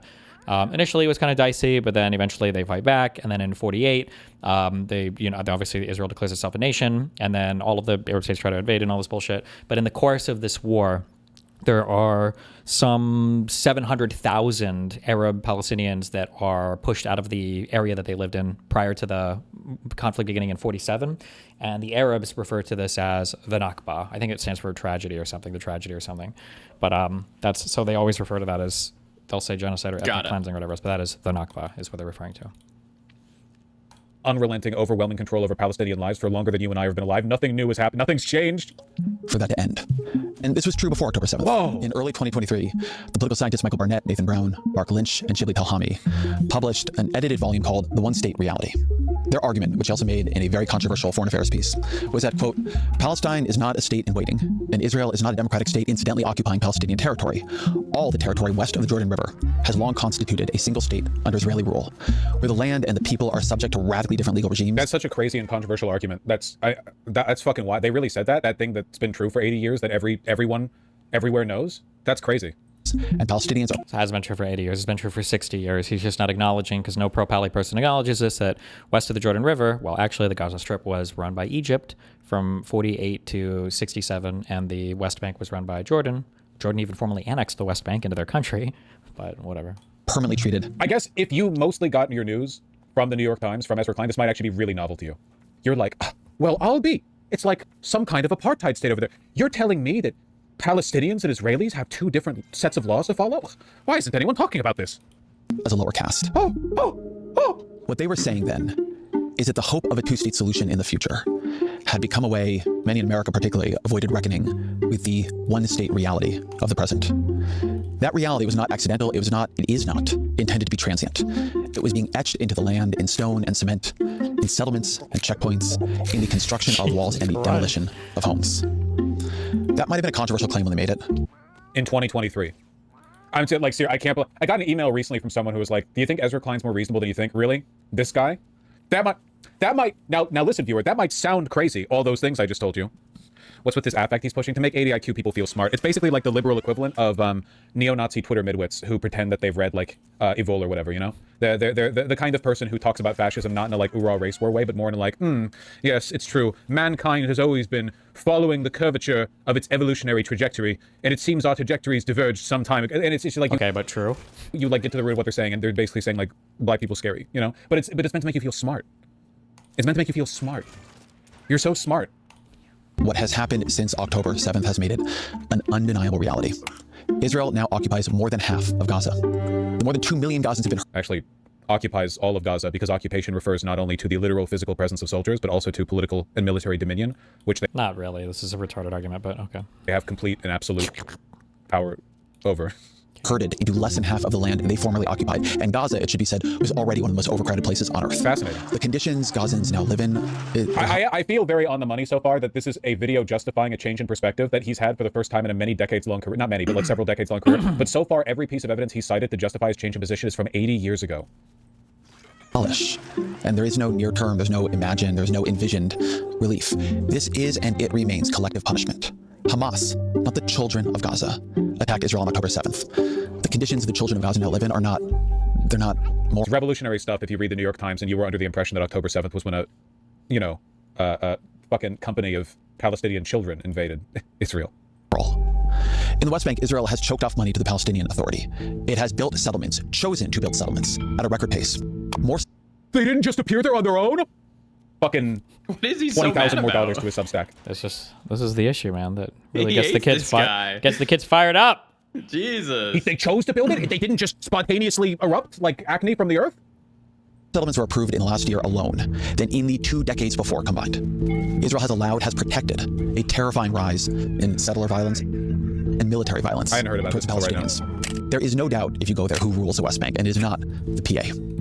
When Netanyahu signed a recent settlement project, a project the United States had opposed for a long time because it would effectively bisect the West Bank, making a Palestinian state physically unimaginable, Netanyahu made clear that that was exactly why he was signing it. It's sanitizing the liberal Zionist perspective. I personally just think it's important to remember that none of these people believe in fucking anything. That authentic, sincere belief has been scoured from the surface of the American political and consultancy classes as effectively as a solar flare would scour the magnetosphere of the Earth. It's all gone. It literally doesn't exist. It might have some time ago. 100 years ago, things might have been different, but not now. I don't think it would actually scour the magnetosphere. It'd scour the ozone, right?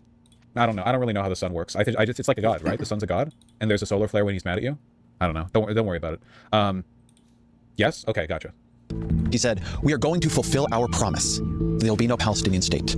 This place belongs to us." In the north, Israel has used war in Iran as cover to invade Lebanon, displacing more than 1 million people. 1 million. And He's saying like 1 million, like it's shocking, and not just like a number you could... Hezbollah terrorists? in Nobody Lebanon? Is that the issue? ever deals with any of the other concerns of that. We don't talk about that. We Aren't don't they talk about trying those to people get here. the Hezbollah terrorists, not the Lebanese people. We don't talk about that here. Okay, all right, yeah, you're right. I mean, there is like, regardless of them going after, like Israel always has a valid security concern, but they also, Yeah, there will be citizens displaced, etc. Right? well, but they also push it really far. Like, sure, like Hezbollah is a real thing, but like if you're a Lebanese person and you're being kicked out of your home, you probably don't. The Israelis are probably having a worse effect on you at that point in time than than Hezbollah is. Hezbollah.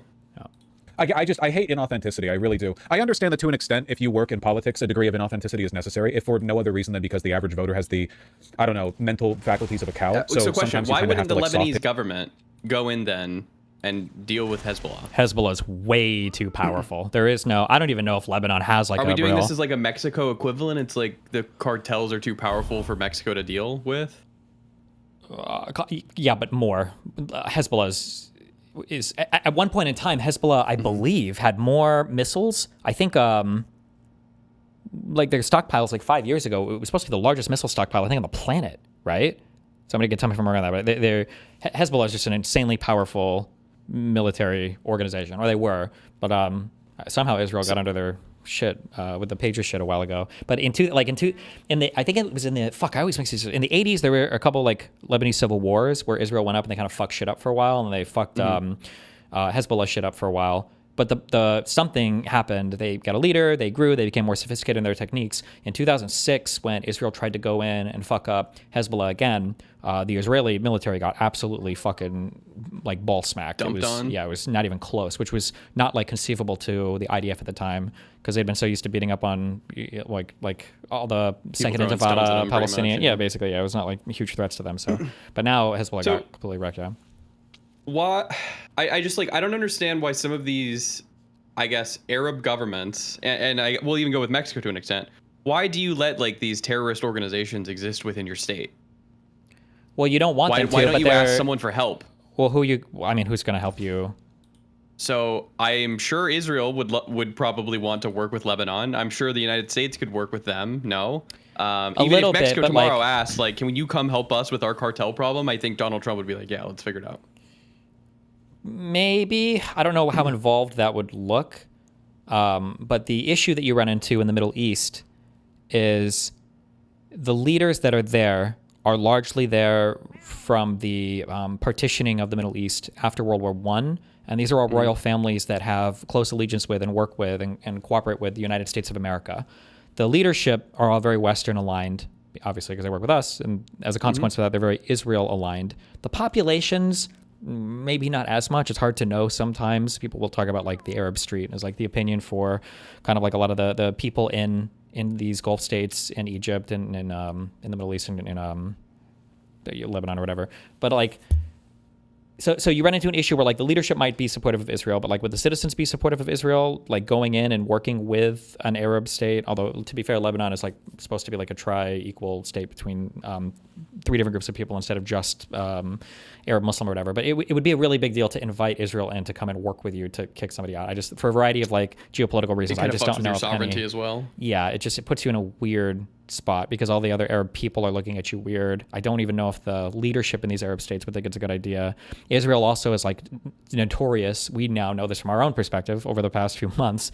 Israeli leadership just doesn't apparently have any mind at all for any other Arab leaders or any other leaders around the planet. They only think about their own leaders and how their own leaders look on the world stage. They have zero consideration for how other people look. Yeah. People are saying Lebanon doesn't even recognize Israel as a state right now. Yeah, that might be the case. I'm not sure who does or doesn't right now. So they might not. Yeah, so it's just a lot. Yeah. I mean, it all seems fucked over there. I don't know what you want me to say. It's fucked. Pretty fucked. It's kind of fucked. Yeah. Pitch them ideas because they genuinely wouldn't understand the actual plan. I understand. I get that. Okay. But this degree of inauthenticity genuinely sickens me. You can be like you can engage in every bad faith defense of Israel, every time wasting, pearl clutching, hand waving defense, we need to move past this conversation, pretending it doesn't matter, pretending that if it does matter, we're doing all we can over and over and over and over and over again. And then finally you change your mind and your justification for doing so is this poorly thought out. Not even any like real reckoning with your conscience. He's not even like, after believing these things for so long, like, is he suggesting that he didn't know all this? Like none of this information was available to him, Ezra Klein, this whole time? Why is he telling us this? You're the one who changed your mind. I haven't changed my mind. I've been morally consistent since day one. Wow. I've always believed this. King. So you're the one who changed your mind. You tell me, why did you change your mind? You're just telling me why I should agree with you now. I already knew why. I can't, it's infuriating to me. It's so fucking infuriating to me. It's so angering that like you can just, I don't even care that he makes money from it or that he's powerful or whatever, because he doesn't. He is. You know what I care about, I guess, is the idea that like this is the only way you can do things now. You know, like it's in the environment that has been created. There's not only room for this to flourish, but like it's the only thing that can. What is this consultancy thing Vaush keeps saying? So remember, all the lefties are of the belief that basically 80% of the Democratic Party is ready to be full-on socialist. It's just like weird things being put in the way. The billionaires, the elites, you know, they've got this concept of manufactured consent, that the media is actually, even if people aren't left-leaning, it's just because the media is forcing them not to be by brainwashing them. And one of the talking points they like to use is that the people that are telling Democratic politicians how to run their campaigns and how to operate are like these elite consultants. And these consultants, the consultancy class is being paid a lot of money by big business billionaires to tell the Democratic Party how to function and operate. And that's why they don't bring out our socialist candidates or whatever. So it's like the consultancy class, basically. So it's not the voters. Correct. It's never the voters. 600,000 will not be allowed to return to their homes until Israel has established its security zone, whatever that proves to be, and that it is decided that Israelis in the north are safe. To put it bluntly, it is an open question whether any of those 600,000 Lebanese will ever be able to return to their homes or if they will even have homes. I know, because I read news sources that aren't the New York Times. What's your point? To return to. I do not want to underplay what Israel's actually dealing with here. I have immense sympathy for Israel's war against Hezbollah. They are defending themselves in a way any state would. By invading the state, occupying it, demolishing all of the residences, displacing over 1 million people, and then creating settlements illegally to establish a buffer zone so you can continue, just like any state would, really. But this, again, is collective punishment. Those 1 million Lebanese, they are not all Hezbollah. Israel's security challenges are very real. Its horror, its fear, its trauma after October 7th was very real. Its I haven't heard about it. Determination to make sure that never happened again is what any state and any people would do. Its right to reprisal against Hamas and Hezbollah were undeniable. I am not. See, this is always the issue. That's why this conversation goes nowhere. It's because nobody on either side, on either extreme side, will recognize the trauma or whatever the fuck from the other side. So it's just a brain dead. It's a waste of fucking time. All these people are a waste of fucking time. Someone who wants to see the state of Israel cease to exist. But what Israel is choosing here. Ezra Klein speaking directly to his AIPAC handlers. You know, please listen. I'm still on your side. I'm still laundering Israeli propaganda, but the shift in democratic public opinion is forcing me to take a slightly different stance on this. A one-state reality that already is and will continue to be understood the world over as apartheid. It endangers that state too. The cost of Israel cannot morally be the permanent subjugation of millions of Palestinians. In February, Gallup found for the first time more Americans sympathize with the Palestinians than the Israelis. So he hasn't actually changed his mind? Nope. Hence the position, one day everyone will have always been against this. He's this inauthentic piece of shit isn't even explaining how he changed his mind, even though that is what he's saying he's doing. He's pretending that he's always had this position. He's just catching you up on what he believes, on what he's always believed. Among Democrats, among young Americans, it is not even close. And here's why. Israel maintains support among older Americans, and it has benefited from the advanced age of the last two presidents. Their views of Israel forged in another time, around another Israel. It was the same Israel. American politics. This is why I'm also saying that like there's no point in ever trying to appeal to these people. You will never, ever come far enough. It doesn't matter what you say. It doesn't matter what you do. Nothing will ever be enough for these people. So I don't know why the fuck people try to waste their time on it. Has not yet fully grappled with what Israel has chosen to become. It always was this. For decades, for my entire... As infuriating as it is, it's still a good sign people like him are turning, but he's not turning. He still believes what he believes, and he's actively lying to you because he's trying to remain relevant. Why would he want to remain relevant without actually shifting his opinion? Because he remains their agent, an agent of Israel, an agent of the deep state. Why else would he, or let me put it another way, why an inauthentic turn if he actually was changing his mind? Because this is absolutely inauthentic. Why not an authentic turn? If he was only trying to remain popular, then he would be anti-Israel. Why stay pro-Israel, and why frame it in such a disingenuous way? Because his perspective is unchanged. He is still an ally to the project of genocide. He now, rather than directly opposing it or pretending that it's, not happening at all, now he will do what every liberal fucking shitlib pundit will do, which is waste time by, half-assing solutions or acting as though the left is poisoning the well by being anti-Semitic, even though the left was right in everything they said, and he's now moving to that position, even as he pretends that he's not. Seems authentic to me. I don't know. Thanks, guy who only reads NYT. Phenomenal. The music really does it, I guess. The fake, Our life. Discourse in America around Israel has always been couched in the future tense. It has always sat in the language of solutions. Do you support a two-state solution? Do you support a one-state solution? I don't think this is a time to talk about solutions. I think that is a way of sheltering ourselves. The reason he doesn't want to talk about it is because it's become increasingly obvious that no version of that problem can be solved while Israel exists in the form that it does. Like, you want a one-state solution? You can't because Israelis are evil. You want a two-state solution? You can't because Israelis are evil. If you talk about solutions, you have to talk about the obstacle to implementing them, and the obstacle in both cases is that Israel is evil, so he can't talk about it. He doesn't want to talk about anything that would betray just how bad the problem is. What is actually happening? Okay. I think what is needed now is simply a confrontation with realities. Phenomenal. Didn't even acknowledge. Oh, just We need to engage with reality. After 3 years of this, man, 3 fucking years of this. God, I hate him. I hate him so much. In a way, it's kind of like the pundit version of the revolving door villain theory, no? Left it at that, yeah. No apologies to all the people that he smeared or all the bad faith. And just go look at everything that he's contributed to the New York Times, everything he said about Israel. No offense. Oh, I don't even know why I'm saying no offense. Who the fuck is Ezra Klein smearing? I feel like Ezra Klein is like the most fucking milquetoast liberal dude. Like, who the fuck is he smearing? And boy, does he write a lot. Man, he writes a lot. Deep State loves him. Remember his Ta-Nehisi Coast debate? Don't forget the monstrous people he's platformed. I won't. So that's a His call to populist action was what position exactly? of like, oh, Ezra Klein, he's like bought and paid for by like the deep state, like da-da-da, yeah? Yeah, of course, yeah. This is like, it's all like Israel, AIPAC, deep state, handlers, the consultancy class. There's It's like always having a boogeyman. Yes, always a boogeyman because you can't ever point to him either, right? There's always some big amorphous blob behind the scenes that's controlling everything, and that's why you always have an excuse for why you've lost everything, why you weren't able to win your elections or weren't able to accomplish what you wanted to. It's because of the big boogeyman, always. Yep, makes sense. Just informing his Zionist handlers that he's going to be shifting his rhetoric slightly, and he's trying to appease the leftward shifting Democratic base on this issue. Somebody smells midterm change approaching. As this becomes more of a 90-10 issue among Democrats, the Zionists are going to have to find ways to cloak themselves amidst you. They're going to have to find ways to make their poison more palatable when, like, basically every single Democrat in America is uniformly anti-Israel.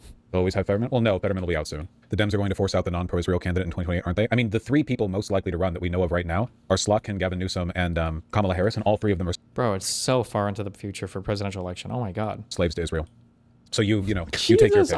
And Gavin's going to force out the non-pro-Israel candidate in 2028, aren't they? I mean, the 3 people most likely to run that we know of right now are Slotkin, Gavin Newsom, and Kamala Harris, and all 3 of them are slaves to Israel.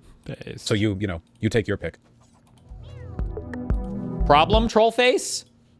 You got a problem with that? Whoever is the biggest slave is going to be the most aggressive anti-Israel? On accountability. Oh. Against Israel? No. Against the Trump administration. Fuck you. Darius clip, what?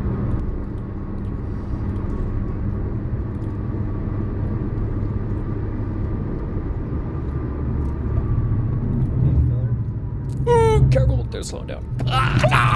Hey, I would invite you, but you are not verified like me. Dude, he doesn't know how to drive. You drive. do not have enough of you.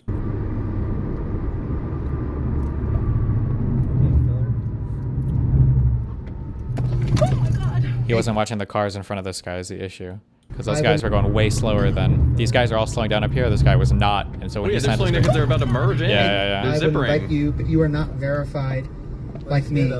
You do not have enough of yours. God, Austin is such a shithole, man. Damn. I fucking can't believe that cities like that exist in the United States. It's like everything is fucking far out. Everything's a 15-minute drive. Good. It's fucking stupid. Problem? Yeah, I got a huge problem. Sounds like your problem is that you're a fucking... Cuck? Yeah. Or a troll.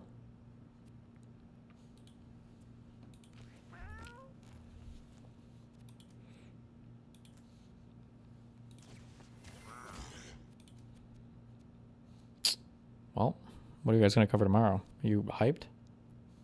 Tomorrow? Tomorrow's WrestleMania at night. WrestleMania? Yeah, I don't know what time it's going on. So I'm thinking about doing a drinking stream and drinking and watching some WrestleMania. Jesus.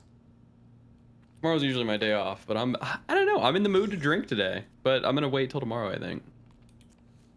I'm just in a mood. Okay, I'm TTS's #1 hater, but a lot of people are complaining about it.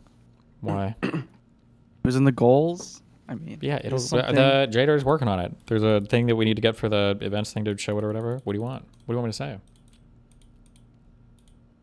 Okay, and then last question, then I'm out. What's the theme for tomorrow's call-ins?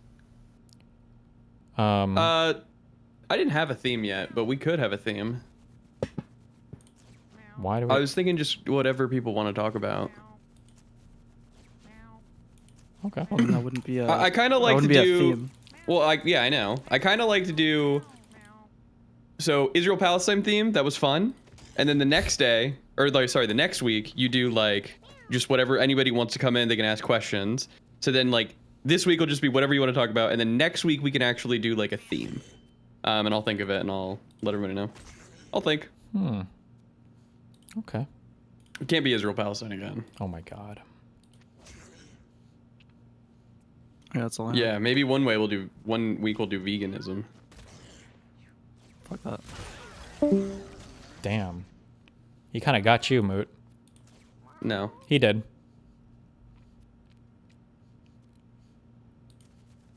No. I Okay. think not.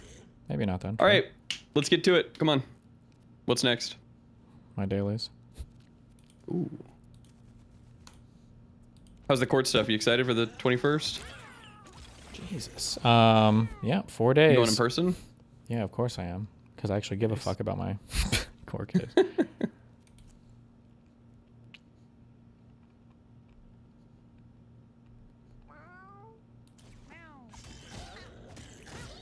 Jesus. This guy needs to chill. Is he gonna kill that little cat?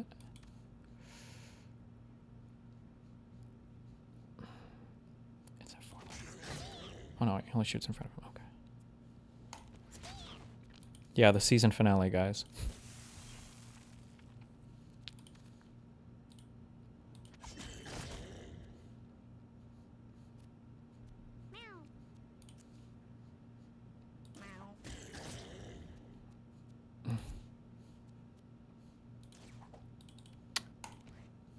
You see any movies recently? No. Based. Yeah, I want to go watch one, but I don't see any good ones out right now. Didn't you just watch that Hail Mary movie? Yeah, very good. Cool. Good for you. Awesome. Ooh. Is that the last one you've watched? Well, I started going through the top 100 Letterboxd movies, and I watched what was it called? The 12 Angry Men. And then I watched High and Low, I think it's called. That movie was really fun. High and Low? I think that's what the name was. Okay.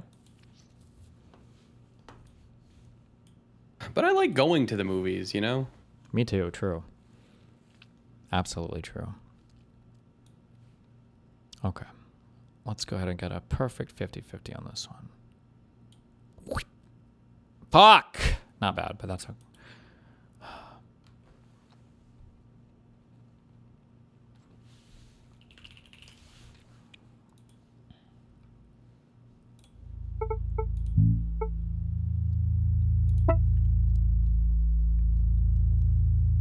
My ears are on today, I can feel it.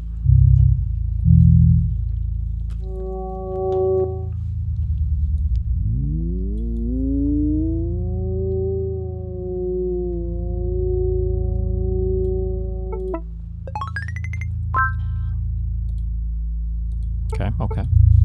That's the lowest score I'm gonna get today.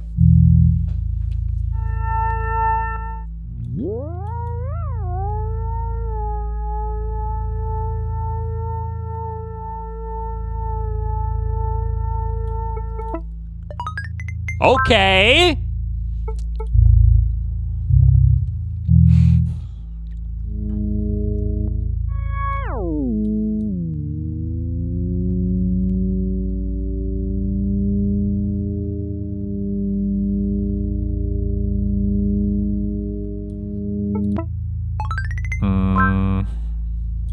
Okay.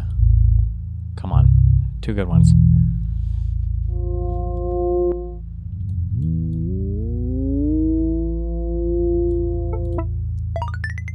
How? This is lying. My headphones are fucked.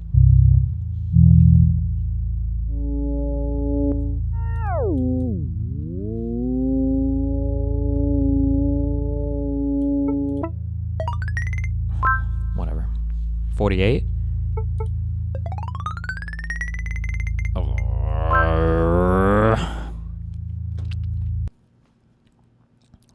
New Saikuno files.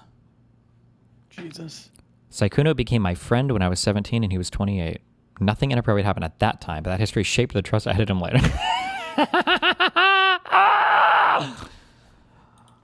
I'm sorry.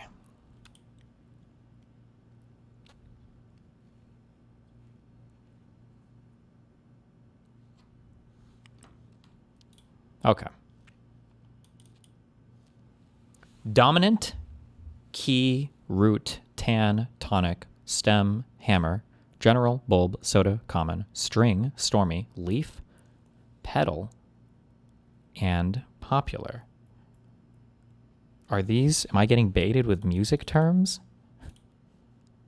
Oh my God. Who even knows these words to get baited by? Whatever. Good one.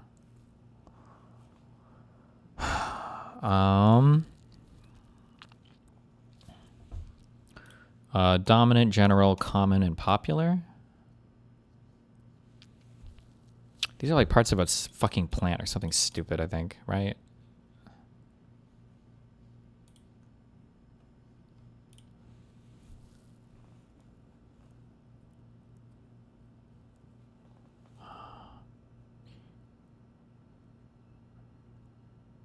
Parts of a piano.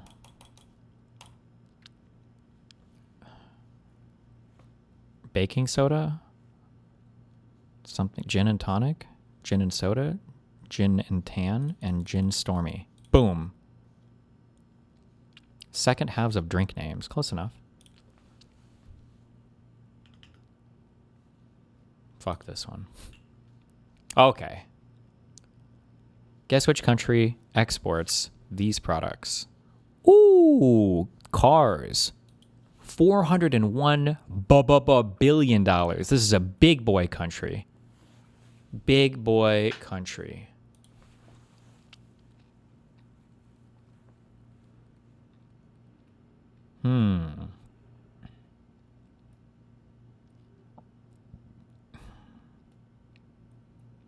Package. Man, fuck. Could it be? Oh fuck. I'm gonna hit up the big G guy. Let's see. I don't know.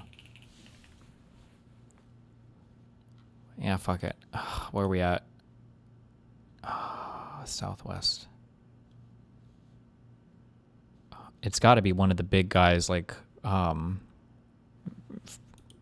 no, wait. That's northeast. Oh no, wait. Southwest. Sorry. Wait, it has to be France then, right? Southwest more. Who? Wait, what? Spain?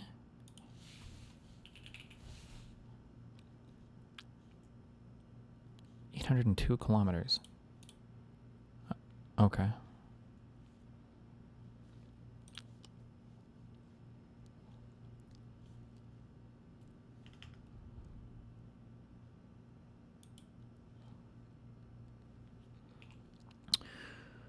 This person is going to take the money without talking to a lawyer about whether they can get way more from an overcharge complaint.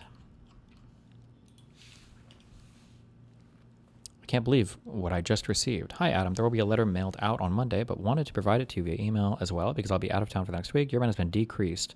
Instead of 1,317 moving forward, it will now be 876. With the rent adjustments made since you're moving, you've been credited $10,939. Uh-oh. Wait, is this even possible? Something doesn't make sense here. I don't know what I'm looking at. Have they been overcharging rent for like 2 years or something?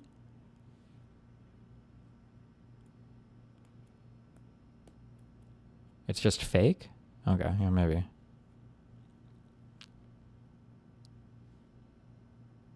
Talk about the shitty pit finale. It was okay. I feel like we need like another episode. But I guess literally nothing is going to get wrapped up or whatever. I don't know.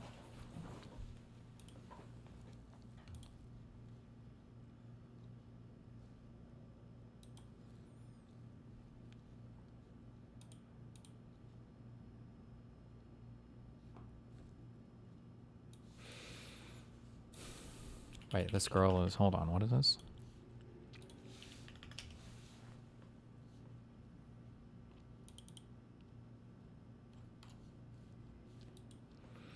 Sorry for hurting you and not communicating properly. Oh, April 14th. Oh, by the way, especially in today's era of like fucking docs and fucking lawsuits, you should never apologize to anybody for anything ever like this. Literally block and move on because there's literally 0 point. None of these demons will leave you alone. Why even ever risk any type of vulnerability right here, like, yeah, just don't waste your time doing it. Don't ever do it. Sorry for hurting you and not communicating properly. You're being dramatic. Yeah, I cried a lot, but I kind of knew. Why else would I ask you twice about it? Sorry for the drama. It's just been a hard time. She even knew. Nice. You are just made sense. I'm a human too, so I'm aware, and I hope you're doing as well as could be. I had lots of fun with you too. It's hard to be more than just crush right now. I don't know if that was a persona or not, but either way, we had some good laughs, and I appreciate that. What you did sucks, but it is what it is. I'm not the biggest victim here. You made me feel special, and that was nice. And I've met so many people through you. It was fun spending time together. It'd be sad all those memories disappeared, even though you liked me so many times in games, you maniac. Oh, even though you killed me so many times in games, you maniac. Yeah, well, you deserved it, you conniving rock. You would do the exact me for the content. We both know it. Damn. Whew. God damn. She's a demon. She's on demon time. Wait, they released his logs too? Jesus Christ. Yeah, this is the last person that fucking docked him.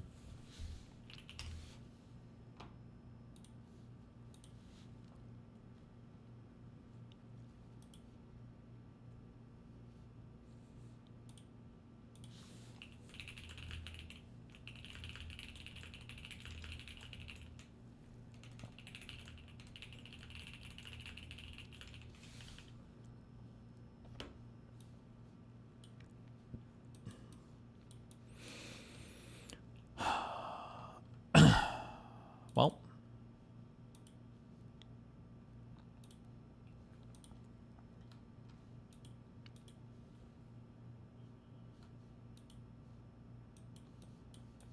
wait, fuck.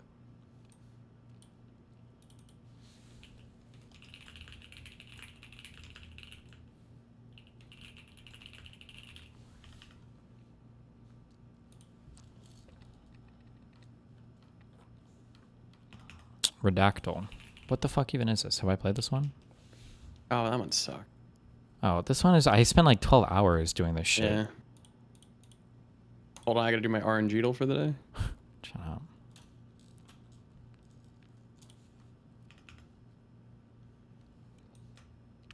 Terrible number. Okay. A blank. English for, Italian for, Arab for, Arabic. Let's go. Just kidding. Middle Eastern. Middle.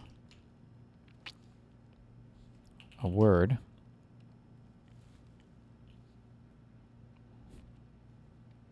BC AD.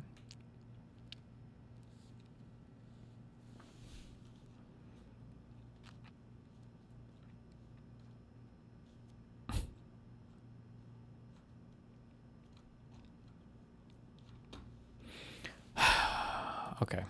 Movie? King, queen, president, country, ocean, plane, science. Where was plane at? Within the plane of the blank, blank, blank, beyond the sea, wall, river, tree, forest, ocean, sky. Oh, we got a hit on sky. The blank, blank in the sky. The god, religion, cult, drug, weapon, saying, word. How is this even possible? Hold on.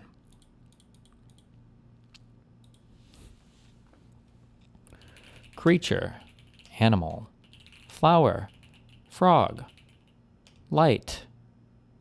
Ooh. Crude, oil, weight.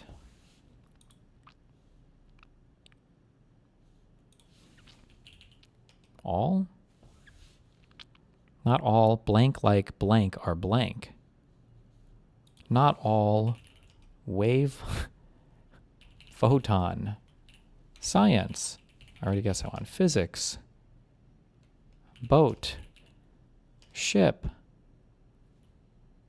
Decree, degree, school, oh, philosophy.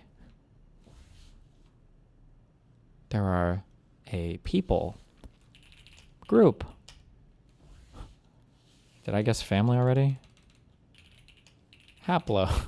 You suck at this, man. Bro, there's got to be some words that are in this. Holy shit. There's no words, man. Did you type man? No, okay, a blank Latin for something, something.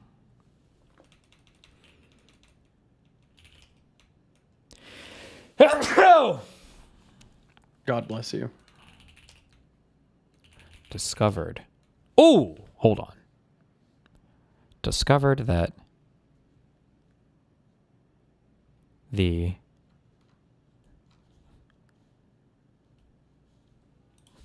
mass. Oh, hold on. The mass of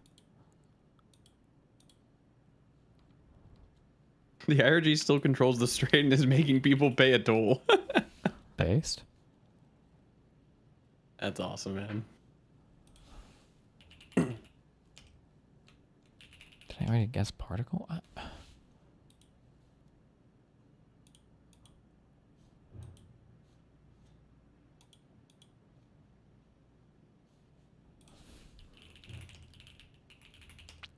Composed of something particles. Of what particles? Huge particles. No. Of. Shut up. Explored. Explore. Investigate. Investigated.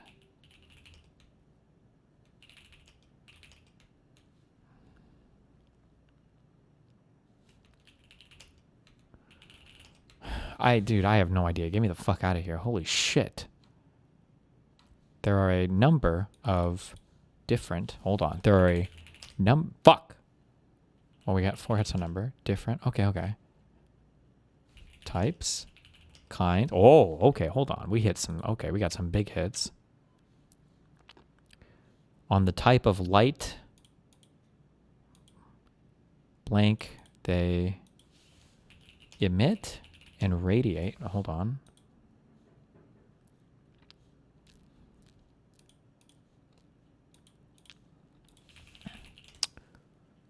Radioactive.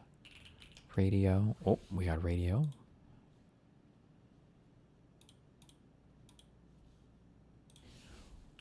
Wavelength. Okay. Varying? Different?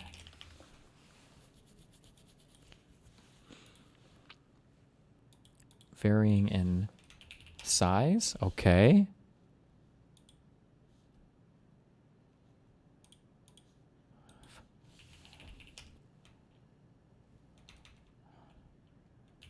All right, I'm ditching. Have a good one. Well, bye. See you tomorrow.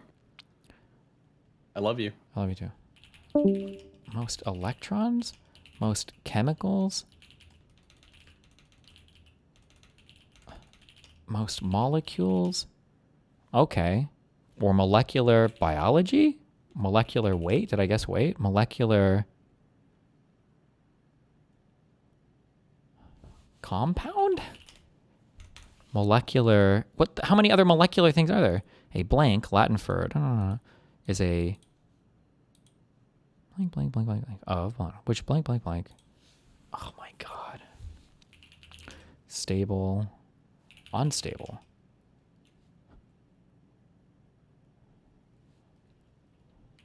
Decay. Did I do radioactive? I did. No, wait, did I radioactive?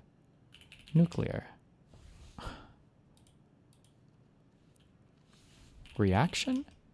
Power? Plant? Nuclear orbit? Bro. From something, velocity, electrons. Wait, this blank from high? Did I really not guess high? Oh, okay, hold on. Higgs? Is that? No. That's not like a one word or something, is it? Fuck. No way. High velocity electrons fired. Shot. Accelerate. Accelerated.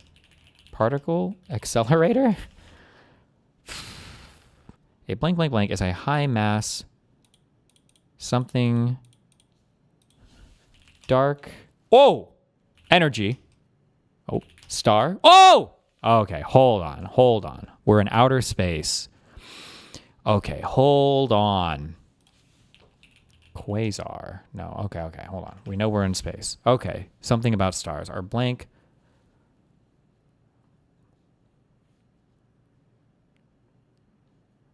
Most blank are blank within stars. Most elements, reactions.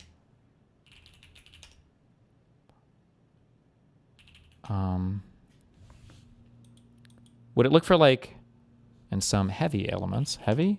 Heavier? Would heavy and heavier show up like together? Or would you need to guess both ones? Okay, to the light I did radiate. We did emit, right? Oh, wait, did we? It just goes back down to the word, right? Yeah, okay. Which emit? Measurable, positive, negative, dark, bright, light, sun, star, solar, AU, for blank mass stars. What can it possibly be? Low or what else? Mid? There's no way mid is a... Okay, whatever. Blank blank are the blank. Life cycle? Stellar? Supernova? Ooh, okay. A supernova occurs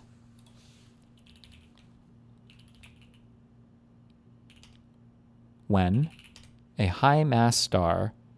Okay, a supernova occurs when a high mass star consumes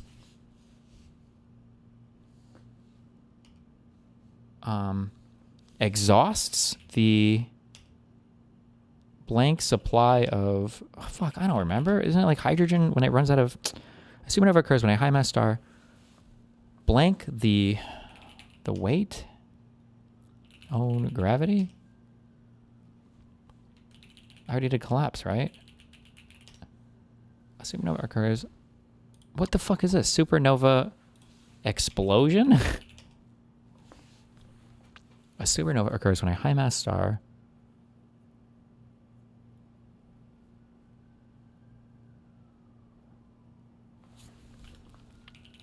when nuclear fusion in the core of the star stops? Okay. The star collapses. A supernova occurs when a high mass star blank the blank of blank blank exhausts the supply of its own... Its fuel? Its energy, core... Crust, mantle. It's 4 letters. The sum. A supernova occurs when a high mass star blank the blank of its blank. I hate this stupid fucking game. When nuclear fusion in the core of the star stops, the star collapses. The blank blank blank blank or blank blank blank that it blank blank blank from the core. The star to... That it's not collapse. The star to explode. Okay. The blank blank blank. The energy. The heat. Thermal. We already did nuclear. We've already guessed hydrogen. Fusion. Fission's not in here.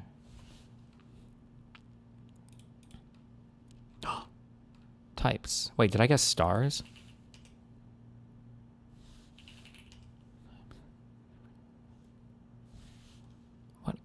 What is the supernova a type of?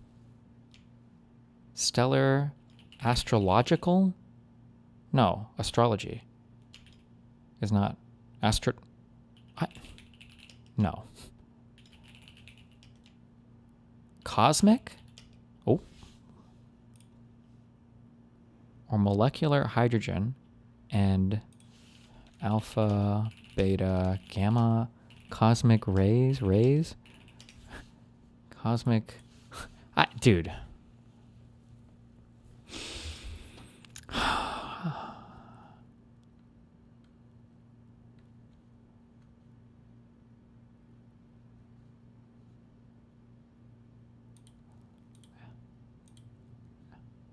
Supernova explosions. We already did this, right?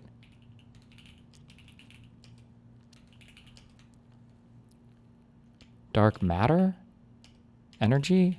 Wait, that's not even 7 letters. Dark bodies? Beyond the blank body of the horizon event. Super event was blank in the sky. It was bright.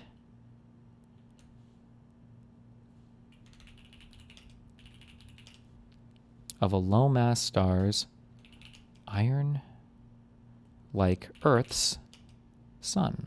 Stars with a mass up to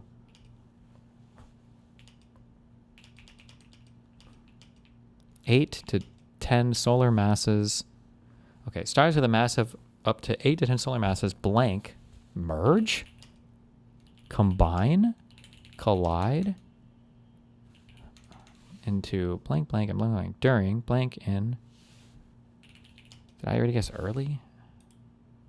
In the early life cycle, phase. I give up. Or blank blank for different times. Some blank blank blank from the blank blank blank, which can blank blank blank by the calendar, moon.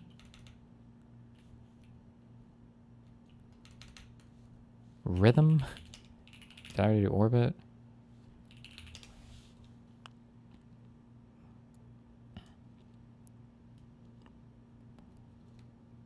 Alright, I can't. Use a hint? Where do I do hints at? Hint. Reveal a word or hint sentence. Get a vague one-sentence summary. These celestial objects are often observed in deep space. Fuck. Well, I don't know what I don't know what all the deep space objects are. There's like stars. There's, I feel like quasar. Isn't that like the super fucking bright things? Am I not spelling that correctly? Are like the brightest dudes, and then you've got black hole. Black hole. What else is in deep space? I don't fucking know. Dwarves? Dwarf?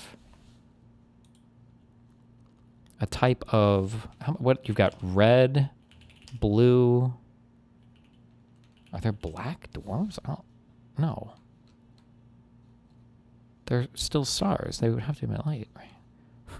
Are often observed in deep space. Cosmic background radiation? Or cosmic microwave background? CMB? Is that, I don't know.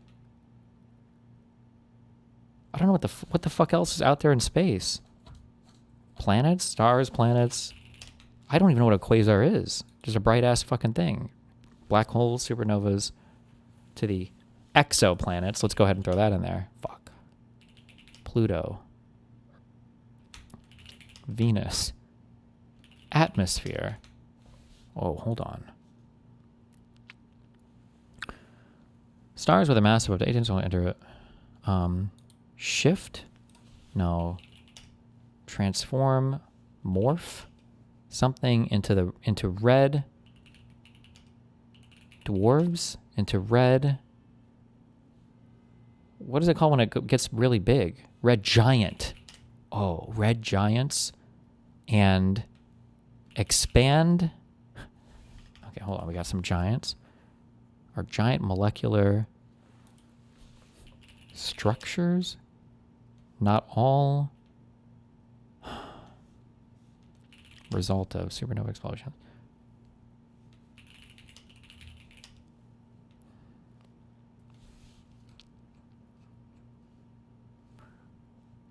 This is the worst game.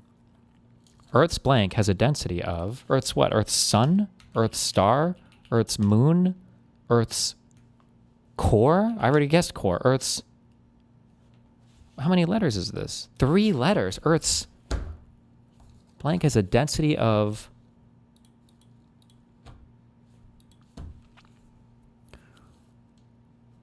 sky? Earth's what 3-letter thing does the Earth have? Earth's soul? Do we? I don't know, bro. How do you spell satellite? No. Probe. Telescope. In blank, blank, blank, blank, blank, blank, discovered the blank, blank using a telescope. This discovery, this finding, this...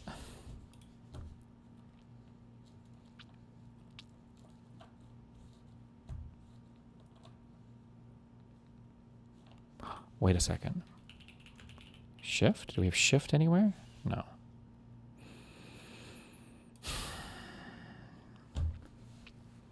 Hint. Reveal a word. Okay. I feel like if I have this, wait, types, blank types, classical types, of there's only one of these. Quantum, is that a thing? No. Classical, novel, new. One blank, new horizon, new step, one small leap, mankind, NASA, explore, journey. Bro, okay. Hint. Reveal another word. Okay. Okay. We're going to pick a good one this time. A blank, Latin for blank, blank, blank, is a, what is it? It is a adjective, adjective blank. Something, something, part. Fuck! Is a...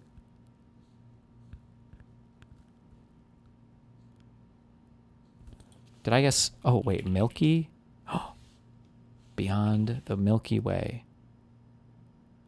Galaxy? Solar system? Universe? Okay, hold on. The blank galaxy for blank was blank blank to the I don't know how to spell it. Andromeda. Oh my god, I'm a god, actual god. Is light year a thing? Okay. Some are, let's say, dozens, hundreds, thousands. Most blank blank are of blank size. Some are hundreds of light years in diameter? No, that's huge. What? Wait, what are we talking about then? A galaxy? No,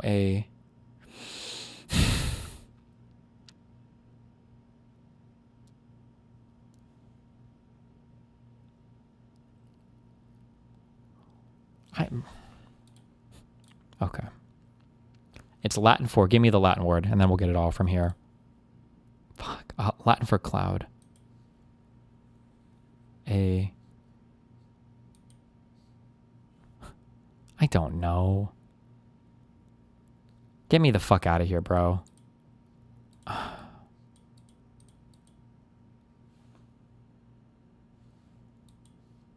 nimbus?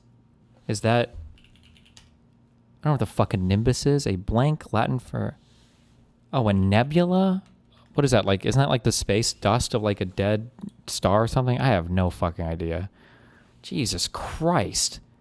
A nebula is a distinct luminescent or luminescent part of interstellar medium, which can consist of ionized, neutral, or molecular hydrogen and also cosmic dust. Pillar of Creations and the Eagle Net. Oh my god, who cares? Holy shit. Protoplanetary nebulae. Supernova run. Oh my fucking god. Examples kill me. Oh my god. Get me the fuck out of here.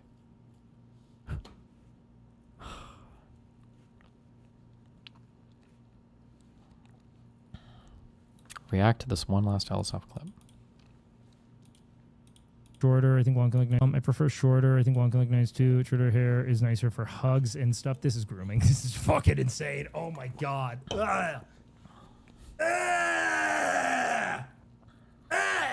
Fucking pathetic, dude. That is. Oh wait, because she was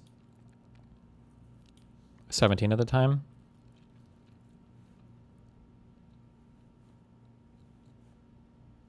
that is just fucking unconscionably pathetic. It's kind of a weird conversation we having. Yeah, probably Hugs shouldn't. And stuff. Oh, the stuff is definitely not good. That's kind of not. That's probably not good. Not a good one there. Not a good one there, Saikuno. Not a good. That's a pretty hard one to defend there. Maybe by stuff he meant that she would save a lot of money on conditioner. I meant for you. Oh, for me, I prefer. He meant she'd save so much money on hair care and products. Uh-oh. Well.